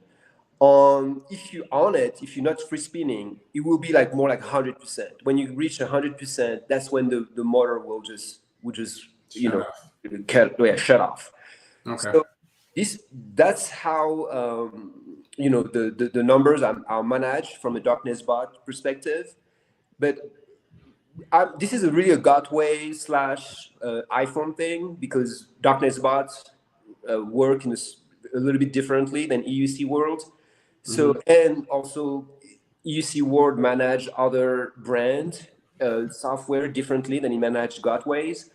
So that's why it's very specific. Like if you have a Gotway, if you have an iPhone, I would wholly recommend that just take all the alarms of your app and only use the alarm of the device, and then you have the alarm of the wheel going straight to headphones. Nice. It's like the Guardian, the Guardian Angel type, nice. that goes onto helmets. It would be like you have you beep straight into your head, and then 85%, and the wheel beeps and let you know. Very cool. Very cool. In EUC World, I believe it's called safety margin. The safety margin. But you have to. It's important to play with when you are a new rider. It's important to play with that. I spend a lot of time playing around with. Gotta know your wheel. Yeah, know your wheel. Well, thanks again, EUC World. Thank you so much for coming in. You're a brave man. Having me, I was surprised that you were, letting me crash your show like that. That's very nice. No, you're not crashing. This is for you guys. This is why I do it. So yeah, no, thanks for coming in. I was like, oh, it's Sunday. You must be online. Somebody must have a live show. And then I look, hey, 2 hours already. Oh man, I'm late. Oh man. So no, thank you. Take care. Awesome, awesome. So someone was brave to come on, but yes, this is someone with experience with, a high range wheel, or king, a range king. That's what I'm going to call him from now on. The range kings. Yes. Wow, we've come a long way, guys. We've come a very long way, and I'm very curious to see where this is going to go next, because, like I said in my last video, Gotway is a lazy king. It's a lazy king. They're a lazy king. They innovated, okay, in terms of performance and everything else, but they were sleeping for a very long time until King Sung came along and just decided to do suspension, and then then they did the KS22, and then Sherman came along and just destroyed the speed and proportion and battery. Oh my gosh! And then Gotway was just like, whoa, gotta get up, take that cover off. Oh gosh, forget the coffee, no brushing of teeth. Let's just get to work. They had the capability all along. It's just when you're the leader in that sector, you tend to rest on your laurels. And there's a quote from Audi that says, "Do not rest on your laurels. Always keep innovating." And it seems that Gotway always had that ability to innovate. It's just that it took other companies to do it. Inmotion also had the ability to innovate. They had the ability to create high capacity wheels. They just didn't, because I feel they're corporate and they're afraid of just the backlash of crashes. And I mean, look at Gotway. They've gotten so much backlash, but they're still around. They were still around when people were like, too many fires, no longer buy Gotways. Nobody, like, there was a campaign from many YouTubers saying, don't buy Gotway, don't buy Gotway. People still buy Gotway because, you know why? We like Gotway. We get what we want. And dude, Lamborghinis catch on fire. Ferraris catch on fire. People still get them. So it's just very nice that, it took other companies to really get their stuff together for Begode to really come out there and do something great about it. So let me just look at some of your comments again before I get out of here. Thanks. Yes. Devo saying thanks at my EUC journey. That was great. Thank you for coming in. Begode has always had something up their sleeve. Always. Yes. Man, it's like whenever a company comes out with something, we say, let's see what Gotway got. And the T4 is an amazing wheel from Gotway. The T4 is a freaking amazing wheels, guys. Let's be honest here. What's great about the T4 is just, the fact that, can I make this big, or where is it? Oh, there it is. Is that for people like me who like off-roading, where did I put the T4? Let me see. I thought I put it here. Nope. And you know what? It's probably right here. Oh, so what's interesting is we had the Hero, right? Sorry, guys, we're going off of range and back to this stuff. But the point I'm trying to make with the T4 is, with the Hero, you couldn't really scale it up or scale it down quickly. So when the Hero first came out, we heard that the Hero was just going to be dead on arrival. And for sure it was, until the S22 caught fire. Then everyone loved the Hero again. Of course, there were people who liked the Hero despite the KS22. But the point is, people liked it even more because we're like, there's no alternative. Let King Sung fix their problem, and then we'll just go with the Hero. But then as quick as we gained interest in the Hero, we lost interest in the Hero because now we have the T4. The T4 is like a perfect implementation of a wheel. Because look, it's also cheaper than the Hero. And why is it cheaper than the Hero? Because there's no body. There's not much going on. It's just a frame, and there's a bunch of stuff that you could just slap on and just say, here's a fantastic wheel. It's a 17-inch wheel, I believe. And it's, it's everything you need for a small, portable, off-roading monster. And that's what I need. I like that wheel. I love that wheel. I would like to replace my high torque MSP for that because it has suspension.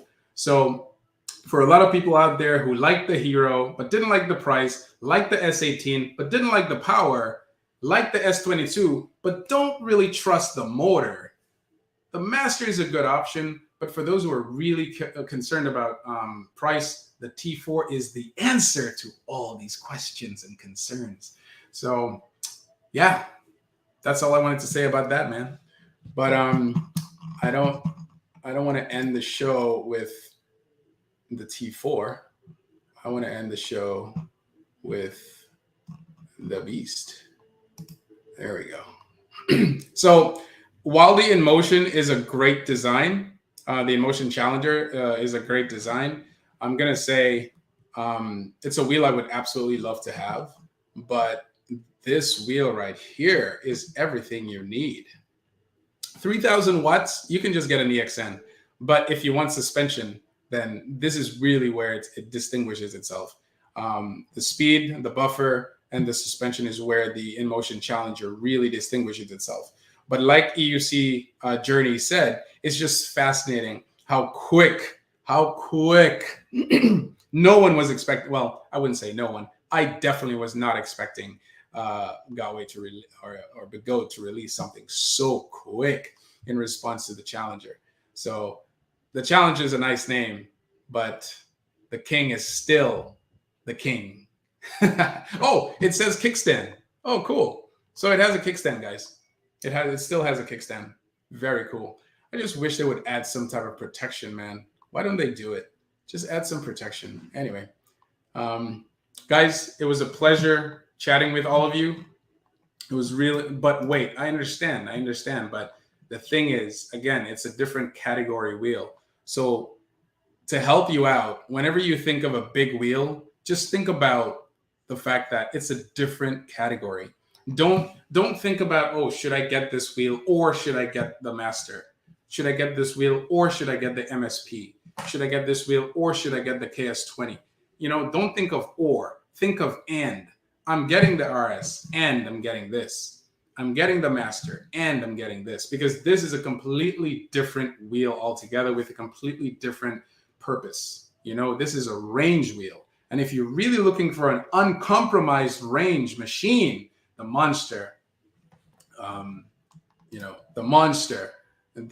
first of all, the Master Pro, the EX20S, the Monster, the Commander, the Sherman, the Challenger, these are the wheels to get. And if you really want comfort, the Master Pro, the EX20S, and now the Challenger is the way to go. Because these three right here just give you range with no comfort when compared to these three. There you go. There you have it. So, guys, thank you for all your input. Thank you for all of your input. But it's time to head out. It's almost 3 hours. No, it is 3 hours. 3 hours and 9 minutes. That's a very long time. But we had a good time, guys. Thank you for all of your inputs. Like I said, maybe one day I'll go over all your comments. But if I do that, right now, it's just going to be a very long chat, very long video. Like I said, if you really want your comments to be heard right away, you do a super chat. And that way it supports me. And let me just look at the Cash App, see if anybody gave anything so I could. Okay, great. So, guys, I just want to thank you so much. You guys have been great. Cafe Juice. Okay, that's where I got something. Guys, it was a pleasure. I believe in New York there will be a demo day. So I don't know. I'm not going to say anything. I know typically in New York there are demo days. So I really look forward to testing these out. Inmotion offer, they have this thing online where they said, hey, if you want to be a tester, sign up. So you could do this right now. You could go to Inmotion right now and you could type in, you could go and at the bottom of their page, I believe they say, if you want to be a tester, just sign up. So I signed up. They ask you a few questions. So I answered those questions. Hopefully I become a tester. That'd be fantastic. But guys, it was a pleasure. Let me just make sure there are no comments that's of serious nature before I move on. Begode, I like that one. Begode, challenge accepted. That is correct. Let me see. Anything else, you guys? Someone asked a question about the tilt back. Oh, there we go. So this is Will of New Zealand. He says, do any of these wheels have working tilt back? S22, yes. Z10, yes. Sherman, no. Okay.